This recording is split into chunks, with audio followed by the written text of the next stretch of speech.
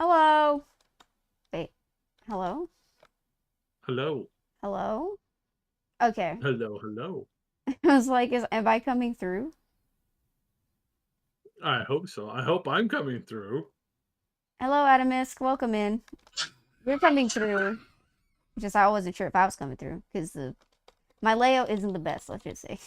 Hmm. Hello, everybody. Welcome in. Sorry it took forever. Uh, my nephew needed to take a bath, and then I was like, okay, now that he has a bath, I was like, I'm ready. I get my headset on. It's freaking dead, even though I had it connected to the charger. So I was like, gosh darn it. So I had to wait another hour to like charge my headset. And then, yeah, I'm sorry, guys. This is for the record why I do prefer like wired headsets for when I know some people are like, oh, wireless. It's like, yeah, I've got wireless headsets, but for the when I'm sitting at my computer, it's like always headset, always wired headset.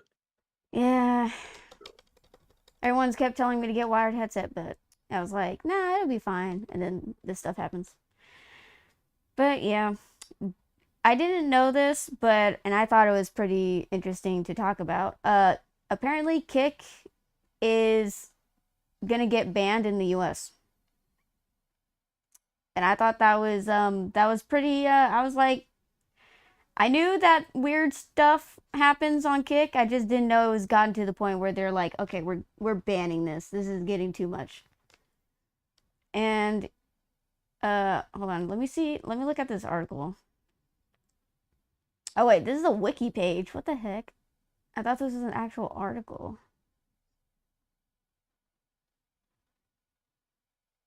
Content moderation, gambling content. They're only banning it for gambling content and not for like the questionable things that Kick does. Okay.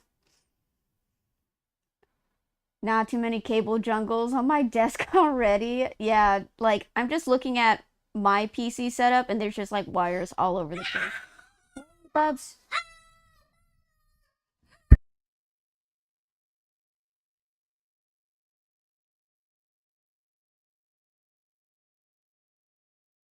So there's we're trying. I'm We're sorry. trying to catch up with the news too. Yeah. Yeah. So, and I'm also just wrapping up stuff here. I've got like had like 4 meetings on the go right up to the point where we started this. Um, Hello, but yeah, Reese's like Pieces. Hello, Squishy the Otsty. the story just like over the past few days has been really fascinating. Because everything has just kind of gone in a really weird direction with what's mostly with what Steam is doing. Steam and it's not just Steam. Steam and Epic have just both like more or less rocked the world of like gaming, and we haven't actually seen anything like I don't know why people aren't like talking about this way more. Probably because all the shills are getting fired. I would imagine that's Hmm. probably what's going on. Yeah, and again, justifiably so. I can't wait until all the shills in the gaming space are just finally like crushed and kicked out. It would be very nice to have them just leave. Yeah, honestly, oh, right. I don't know. Did you want to talk about the whole lawsuit with Epic and Apple? Um, Apple? Not too much because it's Okay. not it's so heady. I know. Trying to explain it to a random person is like it doesn't really work. So, from what in layman's terms, from what I understand, what the how the lawsuit is working, it's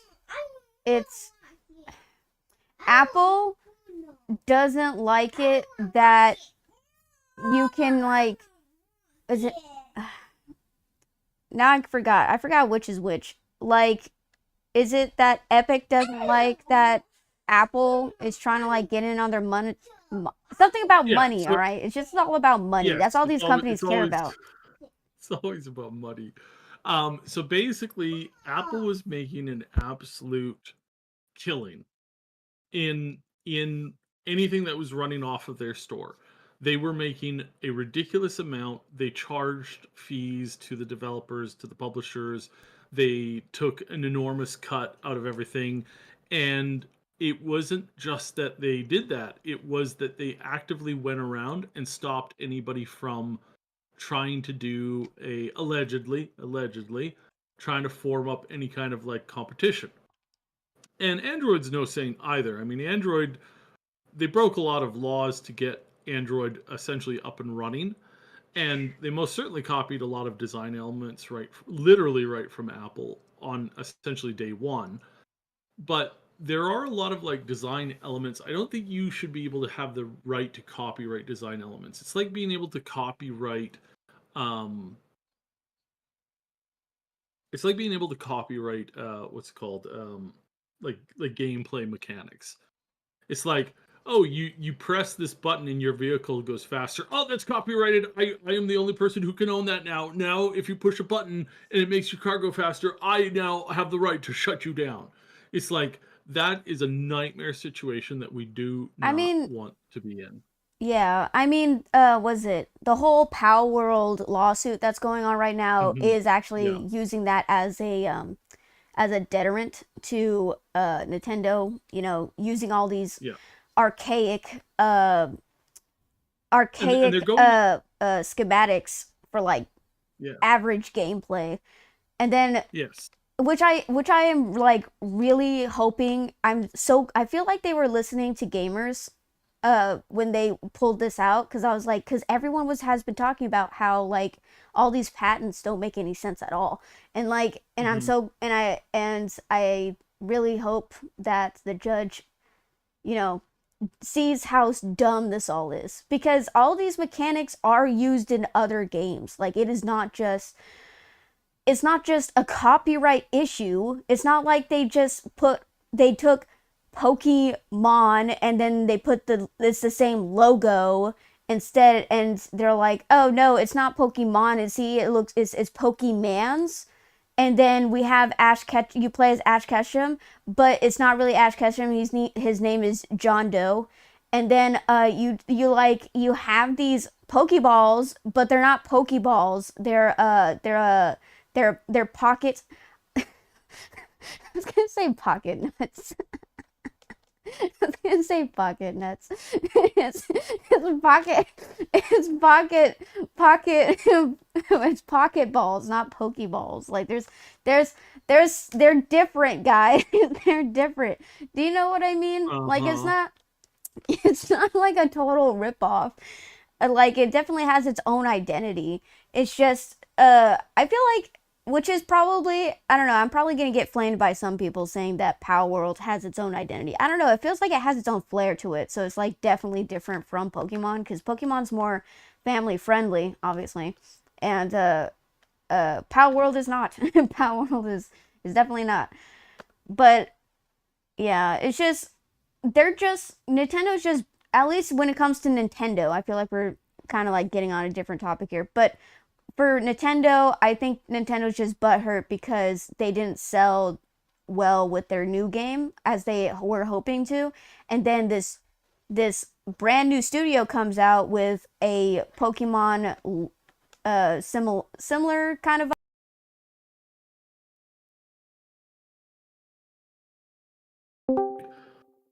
Um, Hello? Sorry, my Wi-Fi cut out. Hello? oh, you're back. Yes. Wait, your Wi-Fi cut out. Did we lose connection? Yeah. Oh, we might have been out. I've been talking here this whole time for Oh, I'm no, sorry. yeah, I'm sorry. I was talking too, and then I realized, I was like, wait. we're not connected. Okay, well, we're back again. Yay. Okay. So, yeah, seems like we're good now. Okay. Hi, Lazy Clay Yeah, Gamer. yeah. Nintendo heard us talk, They're like like, intervene. They're like, oh, they're like, can't have DDoS that attack right happen. now. Send. That's not something that we want to have happen. You. But yeah, that is a consistent, clear, constant problem that we are encountering continually in the video gaming space. And it's not good. It's not good. It's not healthy. It's not healthy for the long term. And the people who like, they went and tattled to Disney, not Disney, Nintendo. They went and tattled to Nintendo about the Pals World game. and they were encouraging them to sue. And at no point did they ever go, well, hey, all these other games, that Nintendo has lifted off of before, such as Mario 2 and all this other stuff. It's like there is a lot of Dragon Quest, like all that stuff, all the alleged things that they took from that stuff. But I don't think that's inherently wrong. It's like if you like something and you can do a better job of it, you take those gameplay mechanics and improve upon them. That's how we get improvements over the time and space. Like right now, if EA hadn't gotten away with claiming the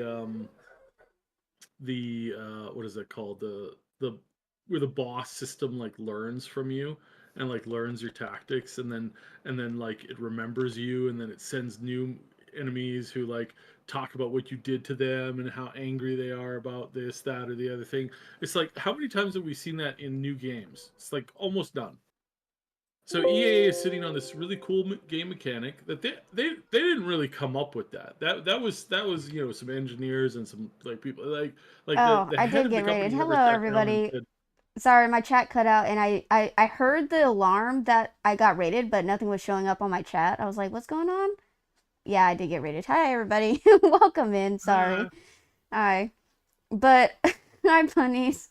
Hello, everybody. Sorry, my Wi-Fi cut out and it messed OBS up. But hello. Hello, hello, everybody. hello. Anyways, yeah, I honestly think that, was it Nintendo is just jealous because a new indie studio came in and raked in Hmm. all this cash flow, and Yeah, they're like that and did that something that's could did have been our money, and it's like, yeah, and they did something with the brand that people have been demanding for a really really long time, but then they never, but then they're like, huh, well, I guess we can, like, I guarantee you, if Nintendo had their way, they would completely shut down that studio, take everything over, and then in like 20 years come out with something that was like a copy of it but worse. I feel like that's what we're heading towards. Absolutely mind yeah. numbing. I got to raid and run. Have a fun stream. You too. Bye, bunnies. Thank you for the raid. I really appreciate it. You get your rest. Hmm. Get rest. Rest is important for streamers. But yeah, if you guys, if it's been a long day for you guys, it's okay to go, rest up, get hydrated, eat something. You don't always gotta be on Twitch all the time. I know some people are always on Twitch, but yeah, like, take care of yourselves, guys. But yeah, it's just I thought that it would be something like when I first heard that, because it would impact us when it comes to the Epic Apple thing. I thought it was something, important, but Hmm. looking at it, it's just, oh, these two big corpo companies are fighting each other about making money or not between them. And it's like technically what Apple was doing was illegal, but some people said that the only reason why Epic was making such a big deal about it to the point of a lawsuit was just because they're planning on doing something to exploit consumers. And I was like, ooh, that's actually, yeah, that's something that we can't forget. I don't, and for the record, I do not trust Epic at all. I think they've done some really terrible decisions, and I have I have beefed with Tim over there, who runs Epic, owns Epic. I've beefed with him on Twitter a couple times back and forth. Um, and the dumb thing is like I've been a fan of his like the original games that he made. Like he made Jill of the Jungle, and every couple of months I'll hit him up and I'll be like, "Hey, where is Jill of the Jungle?" And then he'll like the comment, or he'll make some like sarcastic remark or whatever, and then it moves on. But it's like, yeah, that would be nice if we could get, maybe spend less time trying to like scheme and plot and overthrow things, and maybe try to like come up with more games, Tim. I mean, have you thought of that? Have you Yeah. Mm. But th- typical big brands companies, they're like, well, if it ain't broke, don't fix it. Do you know what I mean? Like, they don't, like, they do the same thing over and over, or they focus on one game Yeah, yeah, instead of and he's making a new one, because they just yeah, make so much money off of it. So might as well just stay with this one franchise. And it's like, and when some people get older, they get fugly, like not like well, sometimes they get fugly like visually, but they also get fugly in their like mind, and they're like, oh, no, I don't want you to play video games that I created when I was young because well, I was like, I wasn't as smart as I am now, and it's like, yeah, but it was a hell of a lot more fun. yeah. Have you thought of that? Thank you for the Yeah. hydration check. Thank you, SoCal Sam. And Ada Ada. Oh, that was a terrible Ada Ada. I don't want to do it again because I have a habit of just doing like correcting it when I suck at it. It's just I can do one. okay. Go Ada, ahead. ada. Ada I Ada. didn't say it was going to be good, but yeah, there it is. There, It's out there for you. Yeah. there. I did it. Uh, Lazy Clay Gamer said, Epic Games, Apple, Microsoft, Sony, Nintendo, Tencent, any big billion-trillion-dollar company have one thing in common. They'll do anything to make all of the money in the world. And I wish Right. it wasn't true, but it's true. I Yeah. know what I said was obvious, but still worth mentioning. Yeah, because some people just end up forgetting that companies have like a quota they have to meet, and they'll do anything and everything to reach that quota. Please correct me on this, but the main reason I'm not into Palworld is because online only games without single player mode, it isn't my cup of tea. That's just me though. Yeah, I mean Uh, there's yeah. that's Yeah. fair Right there enough. with you, buddy. I mean, I do like my some of my online games. Like I do like a good MMO. There's currently very few actual things that I would even consider playing, but you know, do still like it. Still find it fun. Still find it engaging. But yeah, I'm right there with you. I know how that feels. It's not fun. Yeah. On a better note, Claire Obscura Expedition 33 has been has plans to make DLC content, which is really exciting because it's really I'm just really proud of how far that game has come. Obviously, it deserves all Mhm. the praise that it gets. It deserves all the hype. It deserves all the love from the community. And not only are they getting further updates as well as the DLC content, they also celebrated the fact that they sold 30 million copies in a month. In a month.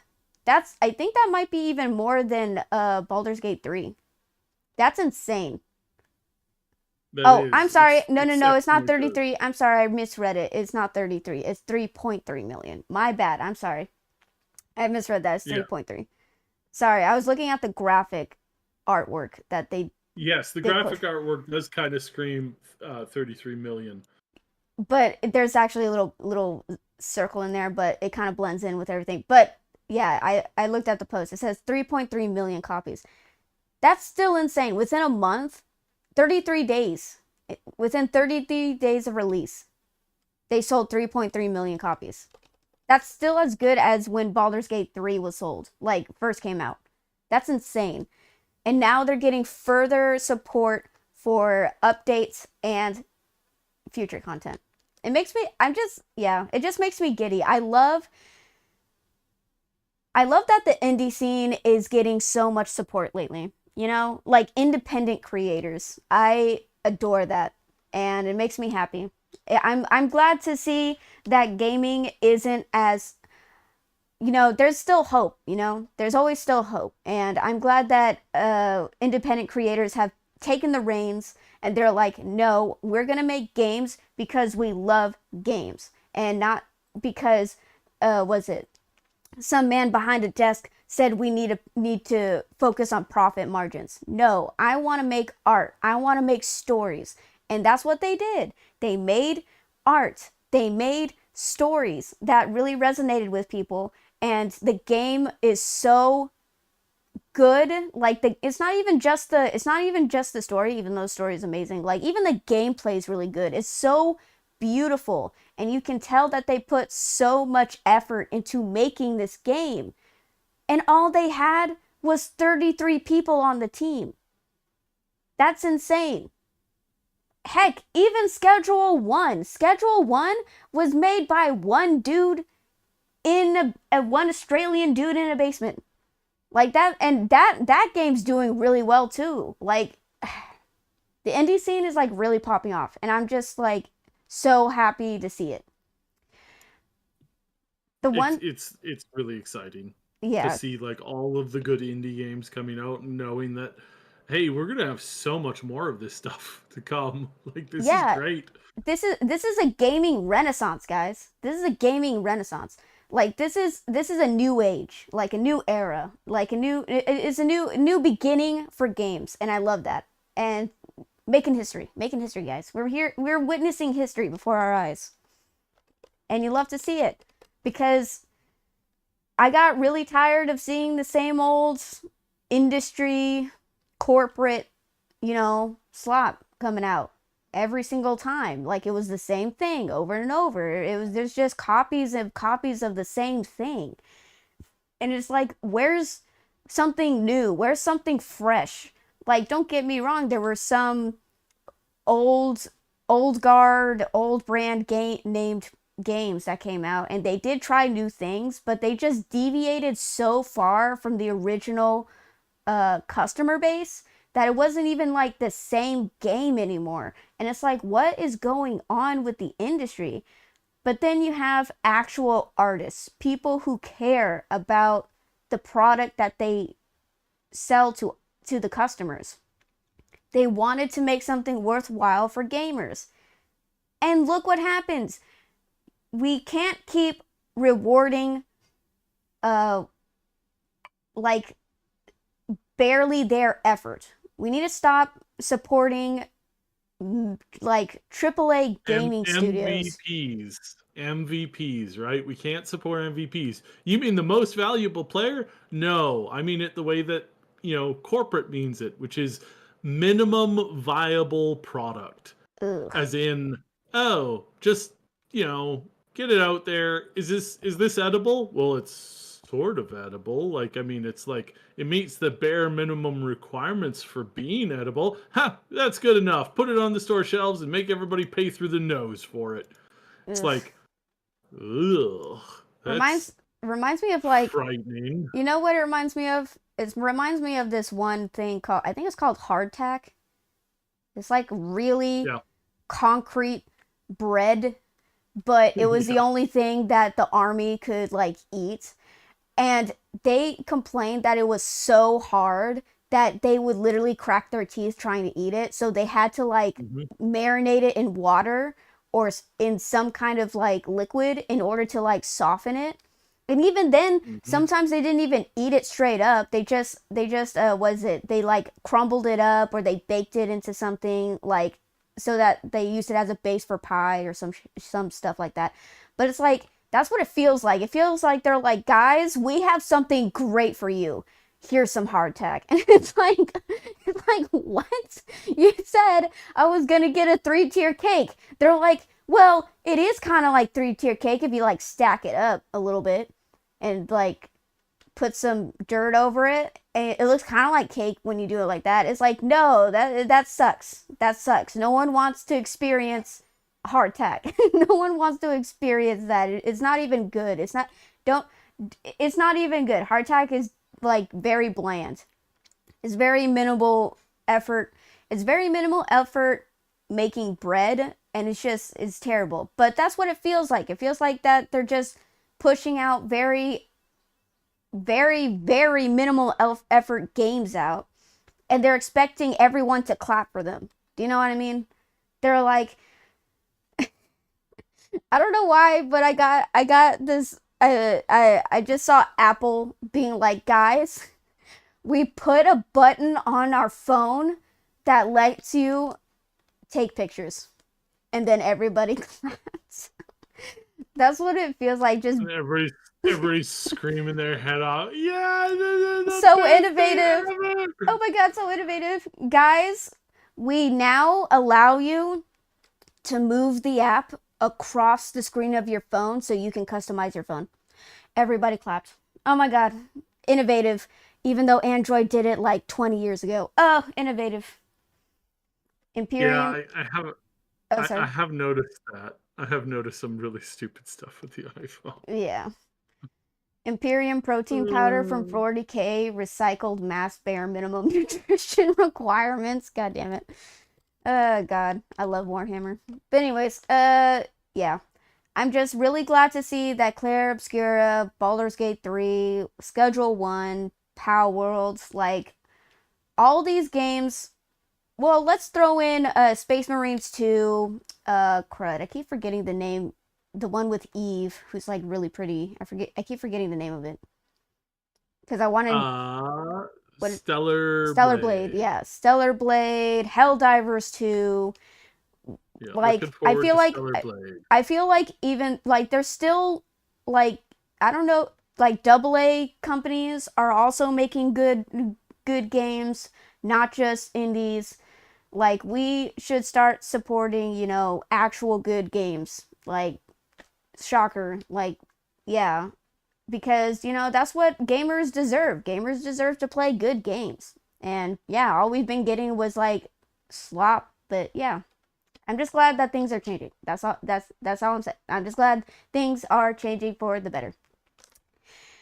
Now, I don't know if you guys were here for the Infinity Nikki drama last week that I covered, but basically, just to recap it, uh, Infinity Nikki is a gotcha game where you play a cute cartoon girl like who loves fashion, and she gets transported into a magical world where you can make her wear cute outfits and stuff, and you can collect cute little not like Pokemon. You can have cute little companions, but you can also like the main focus of the game is to like dress up, and then it has like some platforming features uh where you can just like play a game that way, but mainly just focus on dressing up your character. That's the main focus of it, like different outfits.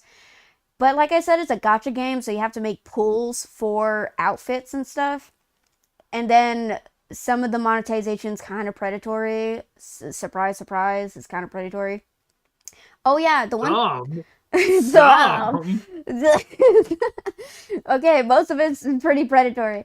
Like okay, so Most of it's the garbage. one thing I forgot to mention that was said in the update with the Infinity Nikki drama.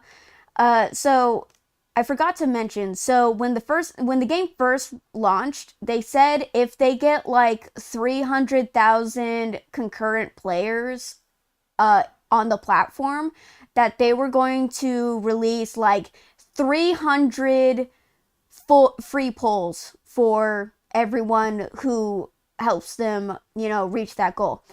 And then they reached the goal, and they're like, "Oh, we and then everyone got like five gems, and that's not even enough for like maybe one or two pulls." And everyone's like, "What the freak is this?" And they're like, "Yeah, they didn't really address it. They kind of just like shortchanged everyone." They like shortchanged everyone and like never addressed it. It was like one of the first controversies that Infinity Nikki got into when they first started out. Like they're like, guys, we'll give you like 300 gems, which is like 10 pulls. They're like, we'll give you 300 gems if you help us reach this goal. Everyone helped them reach the goal. They're like, here's 5 gems. And they're like, what the fuck? Like, that's not fair, but gotcha game's gonna gotcha game, I guess. I don't understand why gotcha games are so stingy with their rewards. It's like It's because they I want saw I people saw to one get the addicted and to come back for more and to spend hundreds of thousands of dollars just yeah, for but getting at some like point you just hit a wall with that kind of stuff. Like there's more dead microtransaction games than there are currently running microtransaction games. yeah. There's more microtransaction games that have died horribly than are like, viable viable games you pull out from a library.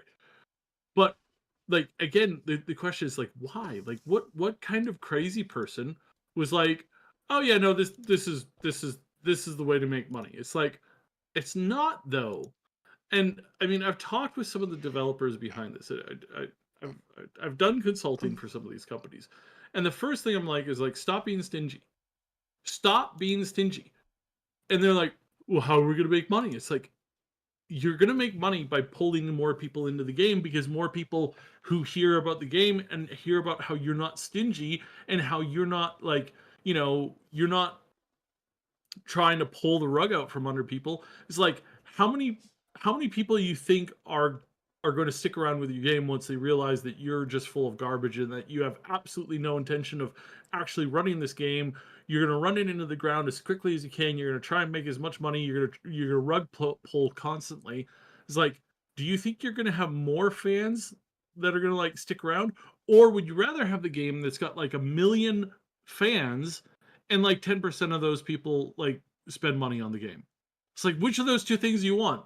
Oh, well, our stats show that if we make a deal with the devil and we sell our souls and the souls of our company to the devil, that he'll just like he'll take care of the money thing. It's like, right, yeah. People are really that dumb, really that dumb. It's quite shocking. Yeah. But basically what the whole Nikki Infinity situation was that they made a lot of promises and they updated the game, which actually ended up breaking the game. And it got to the point where like no one can log into their accounts. I can't say no one, but a good chunk of the community can't log back into their accounts. So the bug like really, really broke them. Thank you. The bug really broke the game. Sorry, maybe I should be a little more. Okay, so they made a promise that they were going to update the game with more content and stuff like that. They updated the game with content, but the problem was that the game instantly broke. People can barely get through cutscenes, can barely get through the tutorial, and even if they somehow make it past those points, they fall through the maps. Clothing and hair glitch out. Companions start glitching out. Things start breaking. And they said that you can't continue the story unless you reach certain cutscenes. But if you miss the cutscene, you are permanently banned from, well, not like banned, like you're permanently kicked out from getting through the story because you didn't do the cutscene in a specific way, and now you're like just cut off from the whole story now. Like the game, it is shattered broken. I'm not joking. It is like broken. Now, the community has downvoted the game to oblivion. People are trying to reach out to the devs, and they're like, hey, the game is broken. Can you fix it? And they came out with a statement. Is it going to infuriate people? They said they can fix the game if you log into your account and specifically say what the problem is. They can help you. But I literally just said that good chunk of their community, probably half, maybe 60% of their community, cannot log into their account. So it's not like they can just do that. But I was gonna say, like, it feels like their accounts got bricked. So like they're literally cut out from trying to, get access into the game. Yeah. They just want to play the game, which is sad. Like the guy who was like, was it covering all this? He said that Infinity Nikki's community is so chill that they just want to play the game. They don't want refunds. They don't want their gems or whatever back. They don't want their clothing and stuff back. They just want to have access to the game and play a cute girl who wears cute outfits. That's it. And makeup and whatever. Like that's all they want. They don't care about, getting recompense or whatever. They just want to play the game. They just want to get back into the game. That's it. And the dev said that they would give out like 50 gems, which is like not a lot of pools. Like they're like they're like doing the worst kind of thing. Like this is like Yeah, this is metrically stupid. like This is like 10 levels of stupidity. they like these are they Infinity Nikki has such like strong support from the get-go, and then this happens, and then the dev team's like, you snooze you lose, like damn, sucks to suck, like, and then the community's like, but we just want to, they're like, here, like, have $20. It's like, here, have $20 back, and it's like, but that's not gonna fix the game. I want to fix it. I want to play the game. Like, that doesn't, you're just like, do you know what I mean? They're like just being so blasé about it. They're like, they're not taking this, it feels like they're not taking this seriously, and it's like, it almost feels like this is a scam, because they're not, it feels like they're not doing a lot to fix it. They just only did it to like get some people into the door, but now that you're through the door, you're kind of like stuck here now, and it's like, I don't know, it's just I don't understand how devs can respond like this to such a heartfelt, dedicated fan base. Like, they're not even toxic. They're not toxic players. They're like legit chill casual players. Do you know what I mean? They're just people who want to play a cute game. You know, like what's that? Animal Crossing. Yeah, you know, Animal Crossing. It's literally just a relaxing game that people just is like, is not very, you know, stress inducing. You just like, you grow plants and you collect butterflies and stuff like that. Like, do you know what I mean? Like, it's just a chill game. Infinity Nikki's just Yeah, a chill game. it's not like this is like the world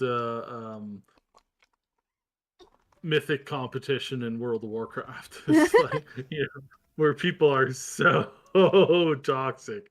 It's like, I saw you. You moved 4 pixels to the left when you should have moved 4 pixels to the right on the route running. You clearly didn't say that. That costs us 0.3 microseconds.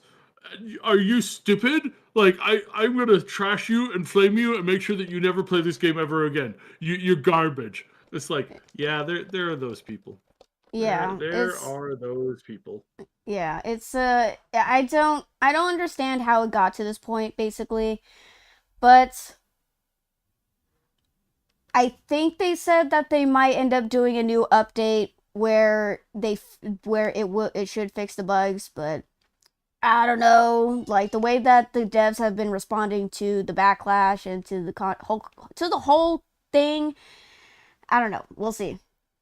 And plus, last time they did an update, it literally broke the game, so I don't know. But I have to say, I didn't realize gacha game drama was so interesting. Like, this is only the first gacha game like drama backlash I've ever heard of, but apparently this isn't something new. Like, gacha games have like a lot going on for them, and I was like, what? So yeah, like, I don't worry, that's not the only gacha game story we're going to be covering here. I was just giving an update to the Infinity Nikki drama, but there is another gacha game I want to get into that was also very fascinating, and I looked at the comments of the video and someone said something very interesting that I also want to get into.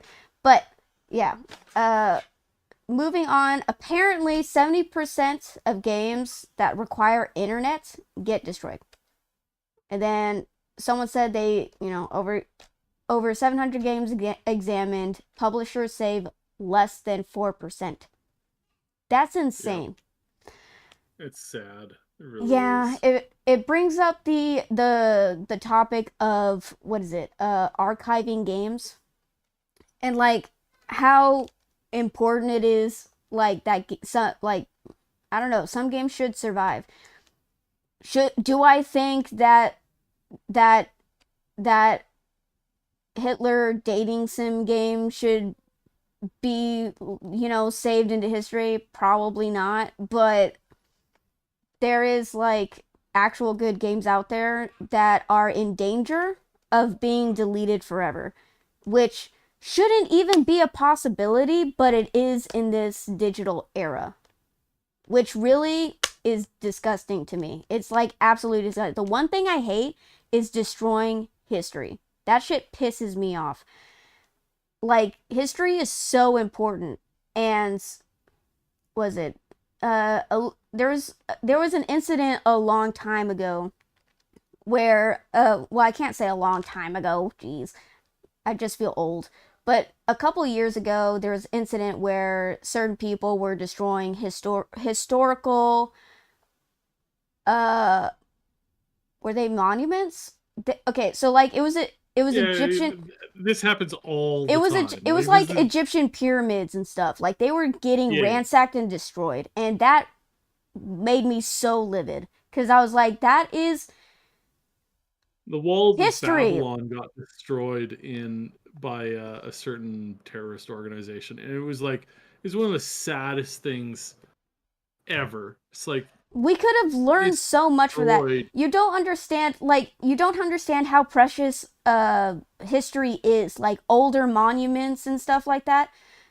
Just because Mhm. we don't understand it now doesn't mean we can't understand it later in the future. Like, we're developing so much technology now that we're discovering new things about the pyramids and stuff, like 20 years later. Like, we're discovering new shit that we didn't know, like, 20 to 30 years ago. We're like finding new things. They're like, oh, there could have been an irrigation system. Oh, there could have been actual like deep-seated pillars holding up the pyramids.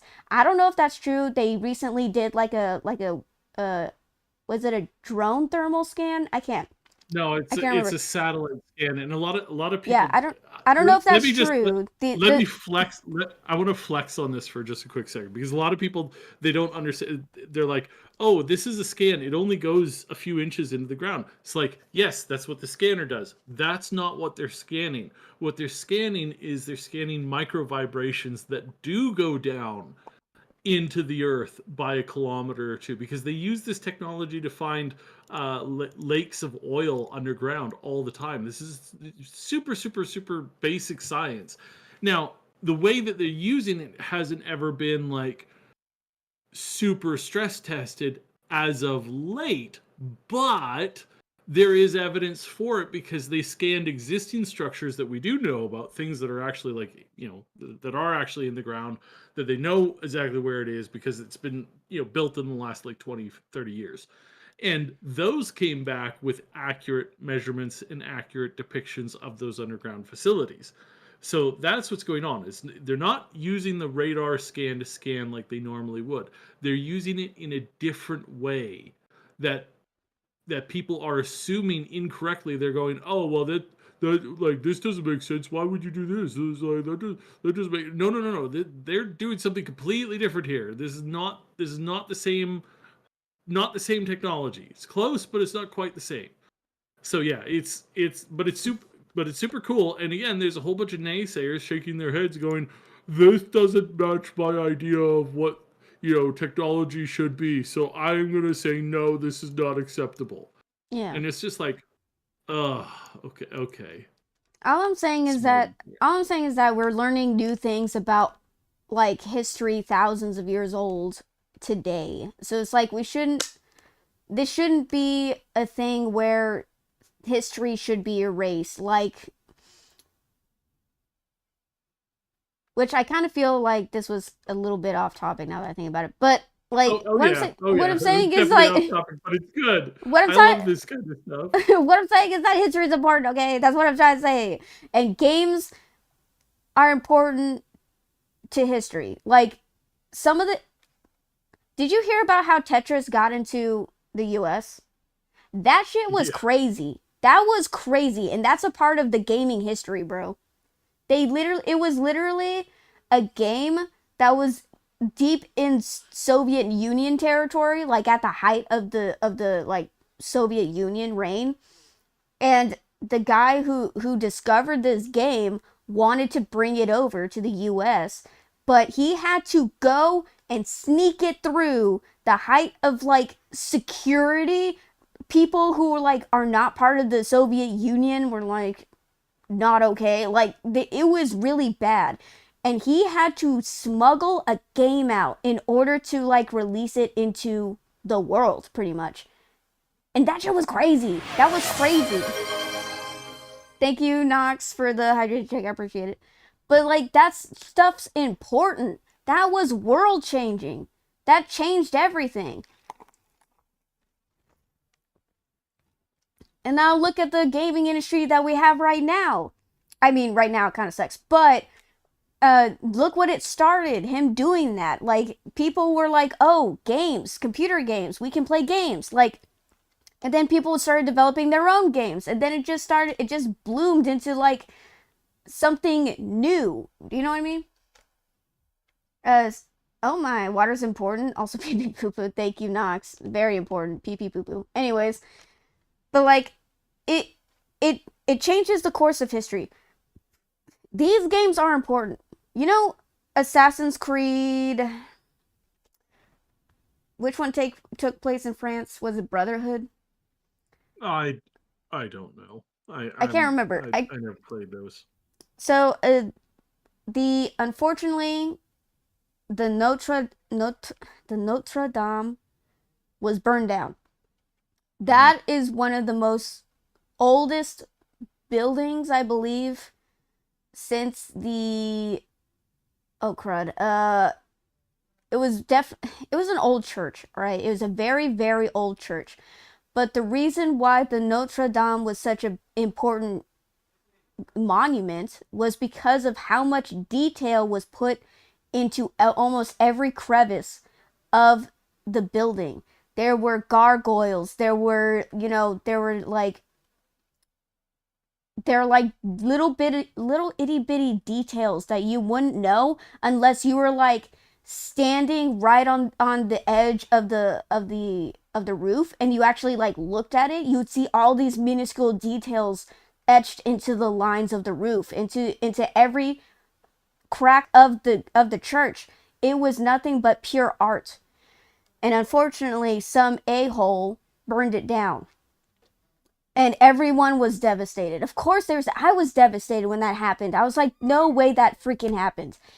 And then Assassin's Creed, at the time, bless their heart, like, they came in, they're like, we did a 3D scan of the Notre Dame. We took every little bit of detail of the Notre Dame back in the day in order to make our game. Here's the 3D render of the Notre Dame to help the French rebuild the church. Do you know how incredible that is? A game helped to rebuild a historical monument. Like, that is incredible. But that's how much impact some games can have. You don't understand how much games can affect our world in the most positive way. Thank you, Bubba's. You didn't hear him, but he like blew raspberries at me. Okay, bye-bye. Anyways, but like it can have such a positive impact in our world. And it can help people. That's why like respecting history can also like help us respect games. I don't know where I was going with that. But like history is important. You don't know how much games can, positively affect our world today and in the future. You never know. Maybe a game will help teach people how to properly care for each other. It's not such a crazy concept, Like, this stuff is important. Reaver is spitting facts. Thank you, Toon Magic. Someone catch me up. What's been discussed so far? We talked about Claire Obscura, Expedition 33, Success, Infinity Nikki drama. Epic and Apple are suing each other because they want more money. And then, yeah, that's pretty much it. Now we're talking about games, archiving games, and I'm just saying how much games can be important for, history and stuff like that. Telling stories. On God, let her cook. Oh my. Like, you just never know how much games can impact people in the future. And then the fact that you're telling me games are gonna get just wiped off the face of the earth is just like so jarring to me. It's like burning textbooks. You know what I mean? Like, it's just so crazy to even think about, because like all of our history, at least when it comes to gamers, are in games. And then you're telling me that most of them are just going to not exist anymore? That's crazy. Especially all the memories and stuff people experience with these things. Like, it just boggles my mind. I just think it's important. It is important why physical copies are a must have. I'm very annoyed that they got rid of physical copies. Physical copies need to come back and actually be a physical copy, not just a fucking blank disc that gives you like key access to an online server. No, I mean an actual physical copy of the game on a disc. Physical copies are important because the internet could go out in like, the internet's not always stable, so you can't really rely on the internet all the time.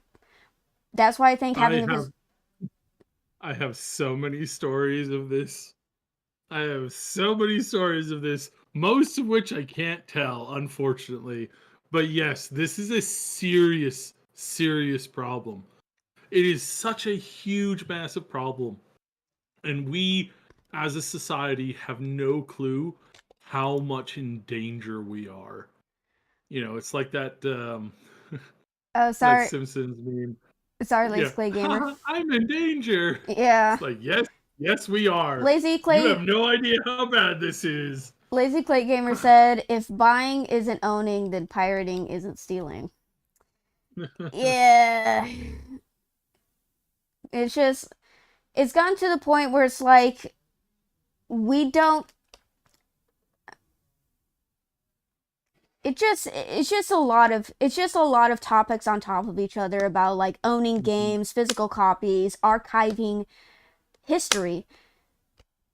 It's like what is it? Trying to archive movies.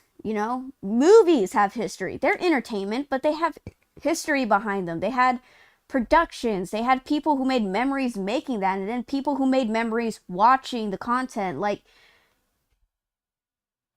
and then that just, God, now I just feel old because Blockbuster doesn't exist anymore. And I was like, damn.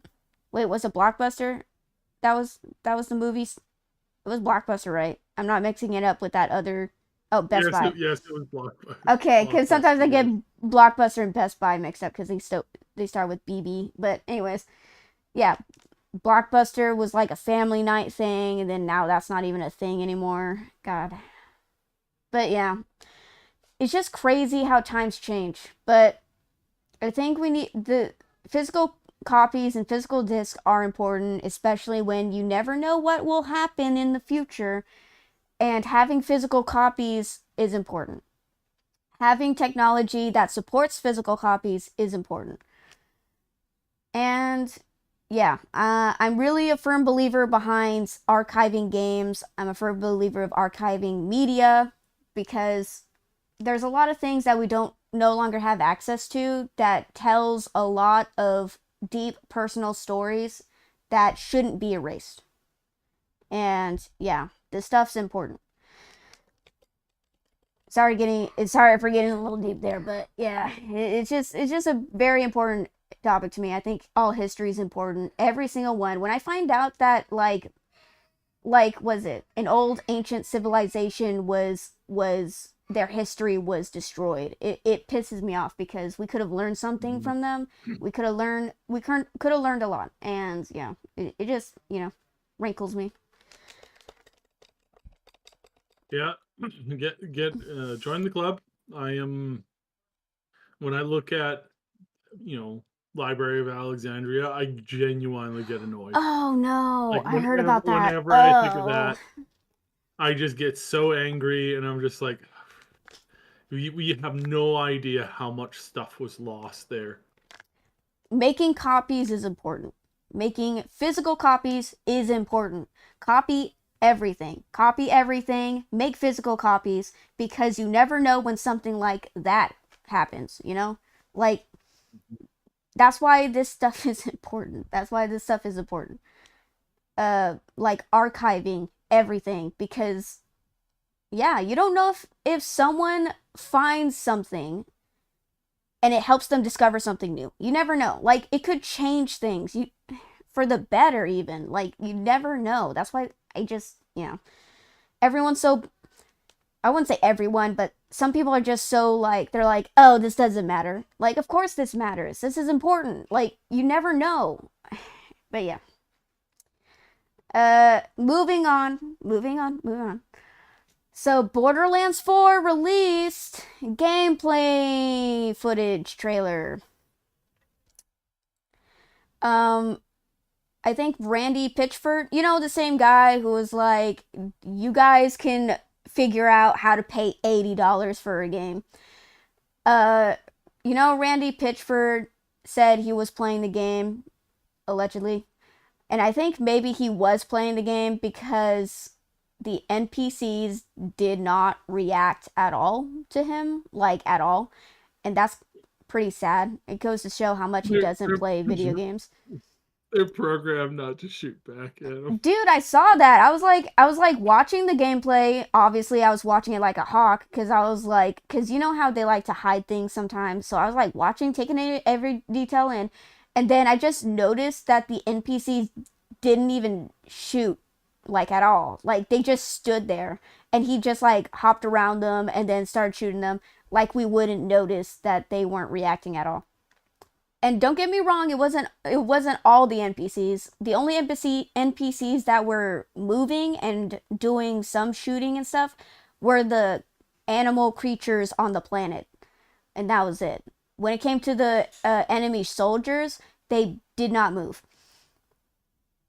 Okay, Randy. But anyways, I took some notes. I said, okay, the gameplay looked pretty good up until the enemies weren't reacting at all. They were going over, was it character abilities, and with one of the with the siren chick, you can summon beasts, and you can summon a metaphysical cat, beast cat. And yes, you can pet the cat. You can pet the cat, guys. That's the one thing everyone was hoping to know, is if you could pet the cat. Because of course you can pet the cat. So they said they optimized the loot ranking, so it feels better when you find for loot. They're not gonna constantly they're not gonna just like dish out rares and gold tier loot to just anyone. They made it actually rare so that you don't get double of the same. Do you know what I mean? Like, they kind of just handed it out, I think, in the last game, which kind of pissed people off because, it didn't feel like you earned it. It feels like they're just giving it to everyone. Do you know what I mean? Mm-hmm. But, yeah, they fixed that. They optimized gameplay where you have more options on how to get around, grappling, jumping, or double jumping, wall climbing, gliding. So it makes it a little more dynamic. I wish they got someone else to play the game instead of fucking Randy Pitchford, whatever.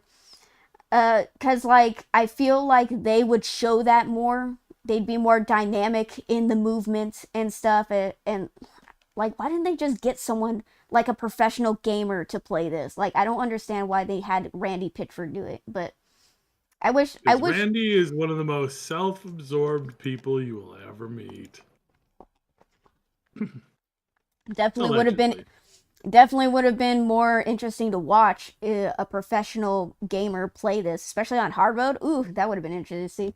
But that would have been entertaining. But let's see. They also introduced mission and boss replay, meaning you can experience the story or boss fight over again. Like, if there was something that you actually liked, you can go back and replay those parts of the chapters again.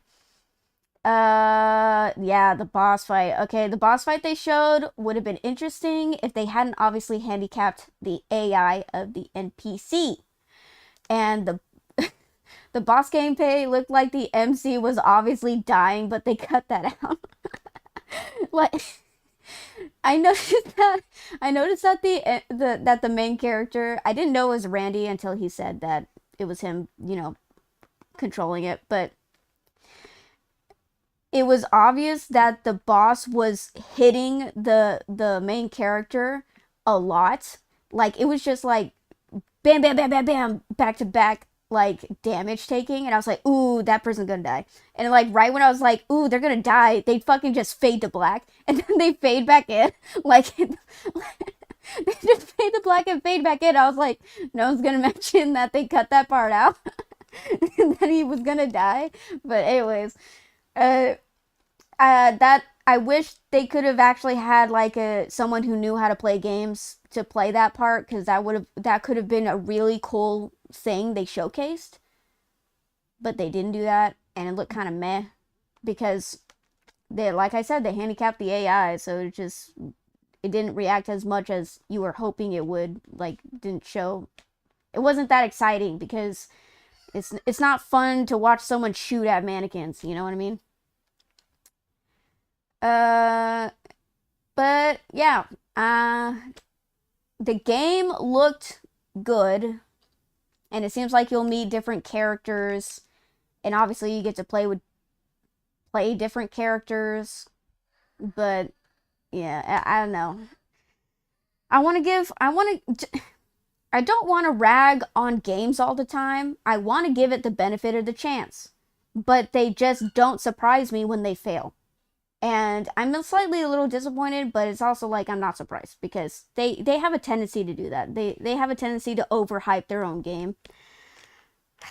That's why I'm trying to give them some kind of leeway. I'm like, hey, maybe it could be good. I'm open for change, guys. I'm open for change. I may rag on AAA companies and I harp about how much they suck and stuff, but I'm open for them to change. I want them to change. But if they don't, then that's just their own fault because, they're just disappointing themselves at this point because, like I said, this doesn't surprise me.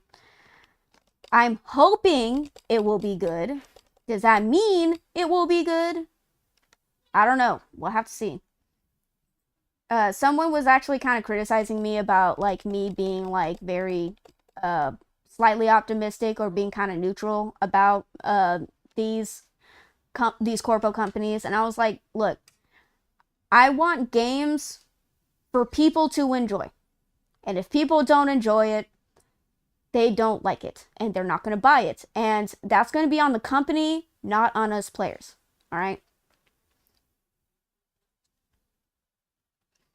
I remember there was this one PSA ad that said all this stuff about you wouldn't steal a car, you wouldn't pirate a movie, but it ended up with people pirating more movies because the general public didn't know they could do Didn't that. know that you could do that. Wow. I know. Wow. It's so funny. It's Also, like the major screw ups is like, did you know you could go online? You could go to this website and you could do this. It's like it's the same thing that happens every once in a while. Like a local news company will go out and they're like, did you know on this alley over by this public library in the back alley here, you can hire ladies of the night. Oh my goodness, this is disgusting. And then the next day there's a traffic jam trying to get to that. oh It's wow. like Jesus. it's like, guys, please stop advertising for these people. Like, stop it. Oh, good lord. Also It's Reaver, very funny. also Reaver, I did yesterday. I hit master rank in Yu-Gi-Oh! Master Duel. Dude, that's sick. Congratulations. I'm pretty sure that took a lot of effort. You deserve that. The reason why games suck right now is because the investors tell them to do stuff even though it makes the game less fun. Yeah, everything's just like brand safe, corporate approved, slop. They only care about money if it gets them more money than the investors are happy. Yeah, that's all they care about. But I like I said, I want to give people the benefit of the doubt, you know? And if they prove me wrong, that's great. I'm glad they proved me wrong. At least they fucking learned their lesson. But if they don't prove me wrong, then I was like, oh, well, they had their chance and they ruined it. So, it's not my fault that I trusted you. It's your fault for, betraying that trust. All right? It's your fault because you betrayed that trust. Yes. My favorite topic. David Gaider. Dragon Age. David Gaider came out, criticized the way gamers have come to celebrate certain games' failures. They're very determined suddenly to see your game fail. Former Dragon Age writer calls out anti-fans who bet on games failing before launch. You do realize most of the people who were betting on it failing were fans of the Dragon Age series? Did you know that? People who were saying this game was going to fail were fans of the series. Unfortunately, I was the fan that was shilling for Veilgard to work. But they quickly showed that no. Look, you guys don't understand how important word of mouth is. If people actually loved the game, they would have told people that. You know what I mean? That's what they did with Claire Obscura Expedition 33. It looked good, but did people think that it was going to be good? They were slightly optimistic, but they were going to be like cautious about it. And guess what happened? It was actually a good game. And then it just flew off the shelves like hotcakes because everyone wanted to fucking experience it because it's such a good game. Word of mouth is important. Everyone's saying, guys, this game is so good, you need to play it. And now everyone plays it. They sold 3.3 million copies within 33 days. 3.3 million copies within 33 days of launch. That's insane. You don't see numbers like that much anymore, I guess. Especially for indies, like that's insane. For a small indie company of 33, 3 is a lot. Did you notice that 3 pattern a lot? Like, I think I just said 33. Sorry, 30 around 30 employees, sold 3.3 million copies within 33 days. Like, that's crazy.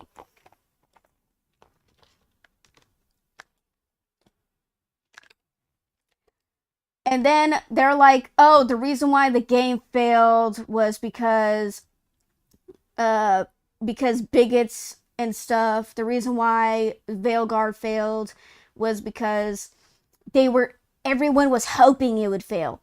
It failed because it sucks. It is not a good game. That's why it failed. No one had fun playing the game, and those who did have fun are just, deluding themselves. Like, that's... I'm gonna get into a Dragon Age rant. I'm trying to pull myself away from getting into a Dragon Age rant, but they very obviously turned away from the Dragon Age lore in Veilgard. A lot of people noticed. But some people still play the game anyways because they're like, well, let's just see what everyone's talking about with the Veilgard. The gameplay is so bad. The dialogue is so bad. It is so bad. It's on par with Forsaken. That's how bad the dialogue is. It's on the same writing front of Dustborn. It was Dustborn, right? That's what they called the game. I think so. It was such a you remember bad game. you remember Dustborn? Do you know that game Dustborn? The game where a guy was like a police officer said something about a kid, and then the main character, you press X to say, that's racist! Like, yeah, it's that game. I wonder, like, I thought when the game came out that it was a like a parody or like a crap. What is the word? Um, um, Satirical. Satirical. Yeah, exactly. I thought it was satirical. Apparently not. No, like they don't realize how caricature these games are. Like they're like, "Oh yeah, we're making a bold statement." And it's like, "No, you guys Are are you just really? like Uh, the optics, guys, the optics. Come on." Like it's just and then I'm just saying that the writing was really bad for Veilgard. It was like almost the same writing. It's just really it was bad. It was very, very bad. And they're surprised that it failed. No, it's not that let's be honest. They're not surprised that it failed. They're not surprised that it failed. They knew it was going to fail. Even EA didn't even really push the marketing for it that much. Like and even then the marketing team like was did such a horrible job pushing out like who thought that the doing the companion trailer first before the story trailer was a good idea. The first thing you should have done was put the story trailer first to garner interest and then later release the companion trailer to like kind of hype people up. But no, they chose to do the companion trailer first, and the companion trailer was so was it? It was so tone deaf to what Dragon Age is. Like you don't understand the lore of Dragon Age. Like holy shit. Like we are in a war, at least when it comes to Dragon Age. We are in a war where there are darkspawn, which are like mutilated monsters of like demonic form. Darkspawn coming out of the woodworks, trying to take over the world. And they spread this disease called the Blight that kills everything. It kills humans, it kills plant life, it kills animals. It is a taint, like legit a taint, and turns a luscious forest into a wasteland. This is what the main antagonists are like. This is what the main antagonists are like. They are literally a disease walking amongst us. And not only that, we have crazy blood mages summoning demons from beyond reality, summoning demons, like sacrificing elves to gain power, and like going insane with power and going crazy and like killing a bunch of people. This is Dragon Age. This is what we're fighting against. And not only that, there's still more. Not only that, there's raiders, slavers, and apparently we're like not political intrigue of like tyrants trying to take over. There's a war between like a mage run government state against these giants with like giant half dragon humanoid creatures called Kunari. They're at war with each other. There's just a lot going on in Dragon Age. And they thought the best thing to do with Dragon Age was to make it HR friendly.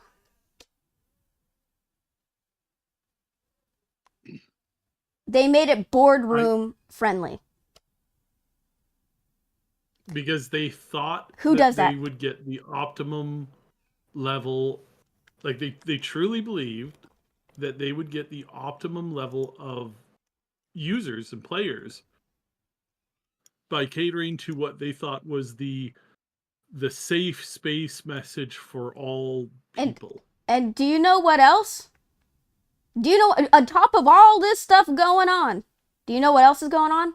Apparently, a stupid bald elf released ancient, eldritch, corrupted elven gods into our reality.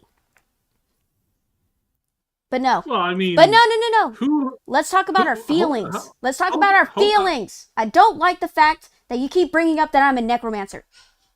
It hurts my feelings. We need to talk about this. We need to talk, guys. Let's like put down. Let's like put down all this crazy stuff that's happening. No, we need to talk about our feelings because we're friends. And then you said and you call me names. That's not what friends do, Jessica. That's not what friends do. To be fair, who hasn't accidentally unleashed an eldritch god on a weekend? I mean, it's just something that happens. You know how don't hate the player. You know this just happens, right? Like accidentally unleashed an eldritch god. Typical long weekend, 4th of July.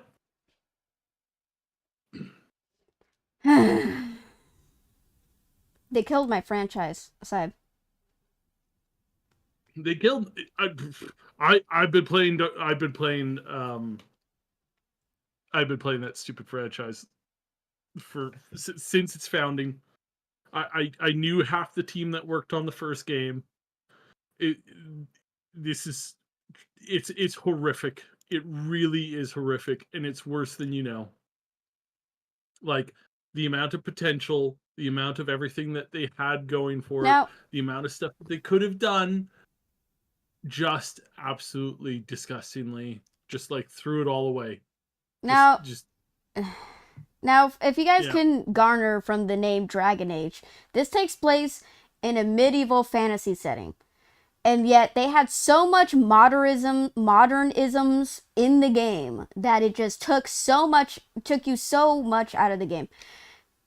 They had modernisms. Then they had like the main character acting like a fucking therapist to their goddamn companions who are in their 20s to 40s and can't even get their shit together, bro. They can't get their shit together. No, we have to act as a fucking therapist and talk people through their issues.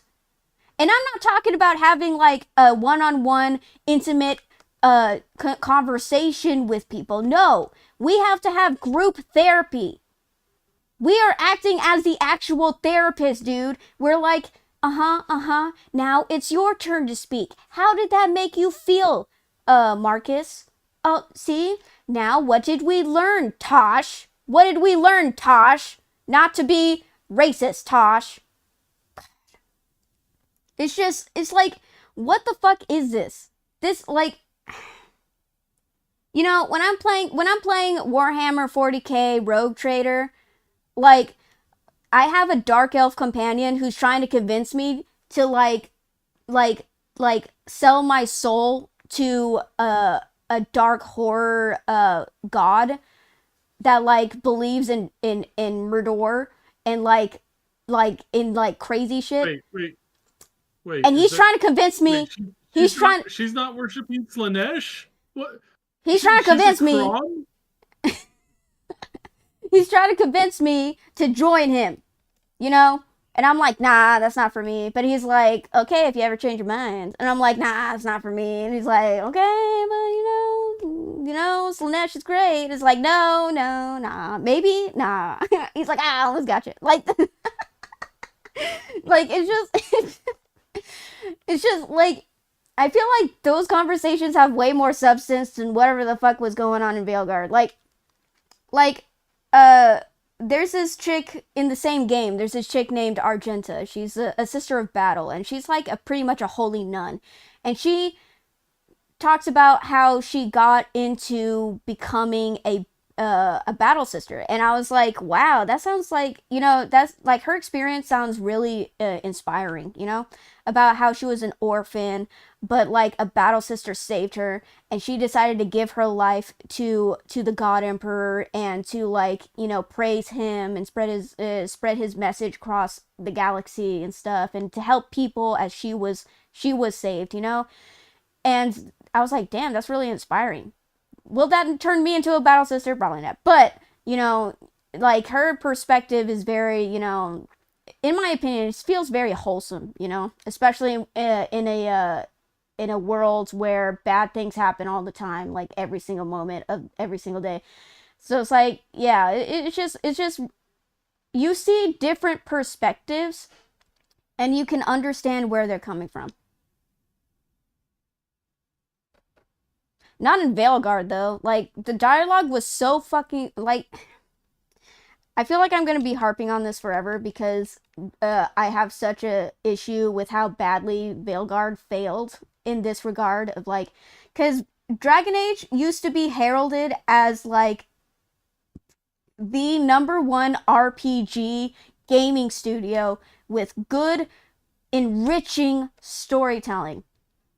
And then you get Veilgard that is so surface level that it's like who it's so surface level side. They're like, oh, I felt so vulnerable writing this character.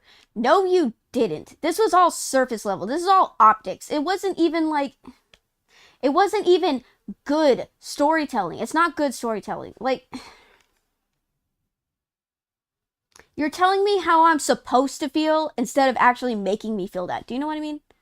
Like, they're like, this should make you sad. And I was like, okay, but you saying that it should make me sad doesn't actually make me sad. I don't actually care about any of this that's happening right now.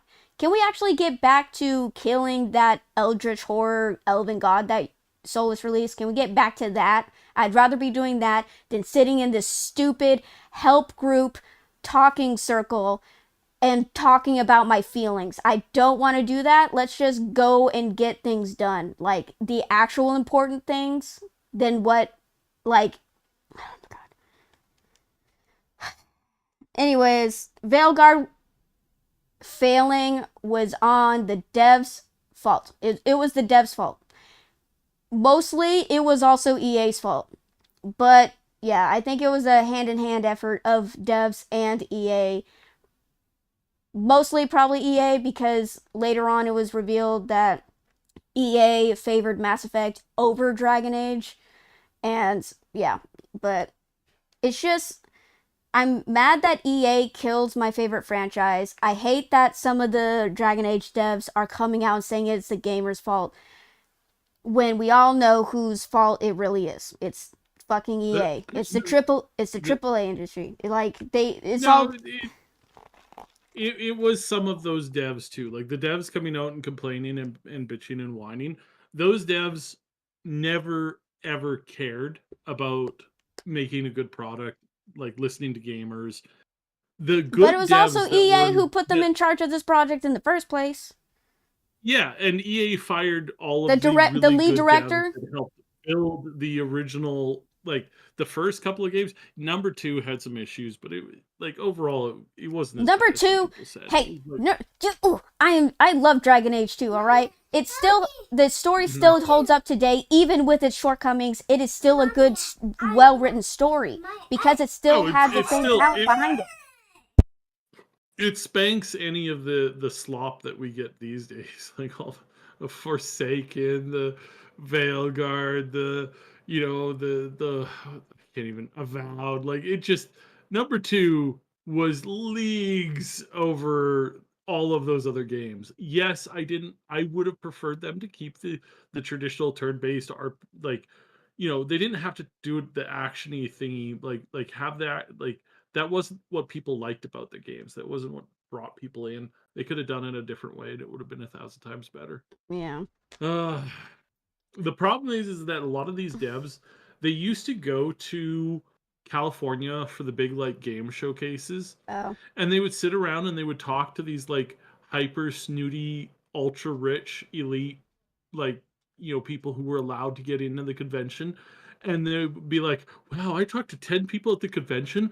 I mean, all of them had a wine glass in which they were sniffing their own farts, but they all said that they didn't like turn-based combat. Oh, that sounds like we got to get rid of turn-based combat. That sounds like we're really messing up here. Let's get rid of turn-based combat, guys. The 10 people sniffing their own farts at the San Diego Comic-Con definitely didn't like this. It's like, yeah, that's who they listen to, unfortunately. Yeah. Some of the analysts. Lazy Clay Gamer said, I haven't played Dragon Age Veilgard, but the American accent some of the characters have, like Harding, for example, felt really jarring to hear, even as an outsider. Um, in Oh yeah. in defense of Dragon Age, technically, dwarves all have American accents, even from all the way back to Origins. Like they wanted to differentiate the different races in some kind of way, and they gave the dwarves American accents, while everyone else pretty much has British accents, kind of. But yeah, like technically dwarves have always had American accents, and Harding in Veilgard is the same voice actress that they had in Inquisition, so didn't really. I don't know. Someone said her voice did kind of sound weird. I don't know why. I don't know if she had like something going on with her throat, like if she had surgery or something done with it, but I don't know. But yeah, it was a failure because of the company. It has nothing to do with gamers. Literally, if they had just made a good game, gamers would have praised the heck out of it. But this is EA we're talking about, so that, is a very fat chance. But I'm just saying, if they had actually made a decent game, gamers would have played it. They would have. Like, people are like, no, guys, I know EA sucks, but this is a really good game. You need to play it. And then people would have played it and be like, oh my god, it's so good. And then they would have gotten 3 million copies sold. It's really not that hard. If they actually made a decent game, well, I can't say decent. If they actually made a great game, with good characters, good writing. If they made the next Baldur's Gate 3, I already said this. Baldur's Gate 3 is kind of mid. And that's crazy coming from me, because I love Baldur's Gate 3. But in retrospect, their story's pretty mid. It's not, groundbreaking. It's not like a masterpiece. It's like traditional storytelling. Their story is very traditional D&D storytelling. Yet, it made such an impact on people that it sold 20 million copies within a year. That's crazy. If EA just focused on traditional storytelling and not modernisms, it would have been a good game. It would have been a good game. But moving on to MindsEye. Everyone's like, what the heck is MindsEye? What game is that? From what I can gather, it's like a agent. Are you an agent? I don't know. It's just about a guy who has guns and they drive cars and they shoot at each other. And it seemed like they were maybe stealing something, but I don't know if they work for the government or if they're a crime syndicate. I don't know what's going on in the game. But MindsEye co-CEO claims there is a concerted effort by some to trash the game, and the studio suggests people are being paid or using spam bots to get to post negative comments. Yeah.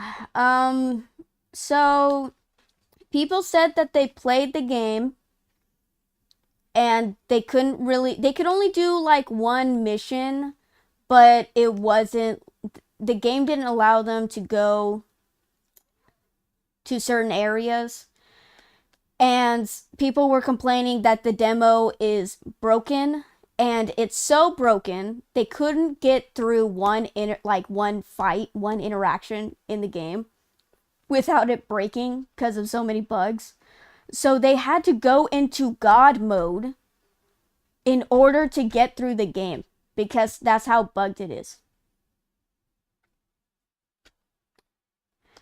And then apparently they made a roadmap of like things that's going to be in the game, but that wasn't showed in the demo.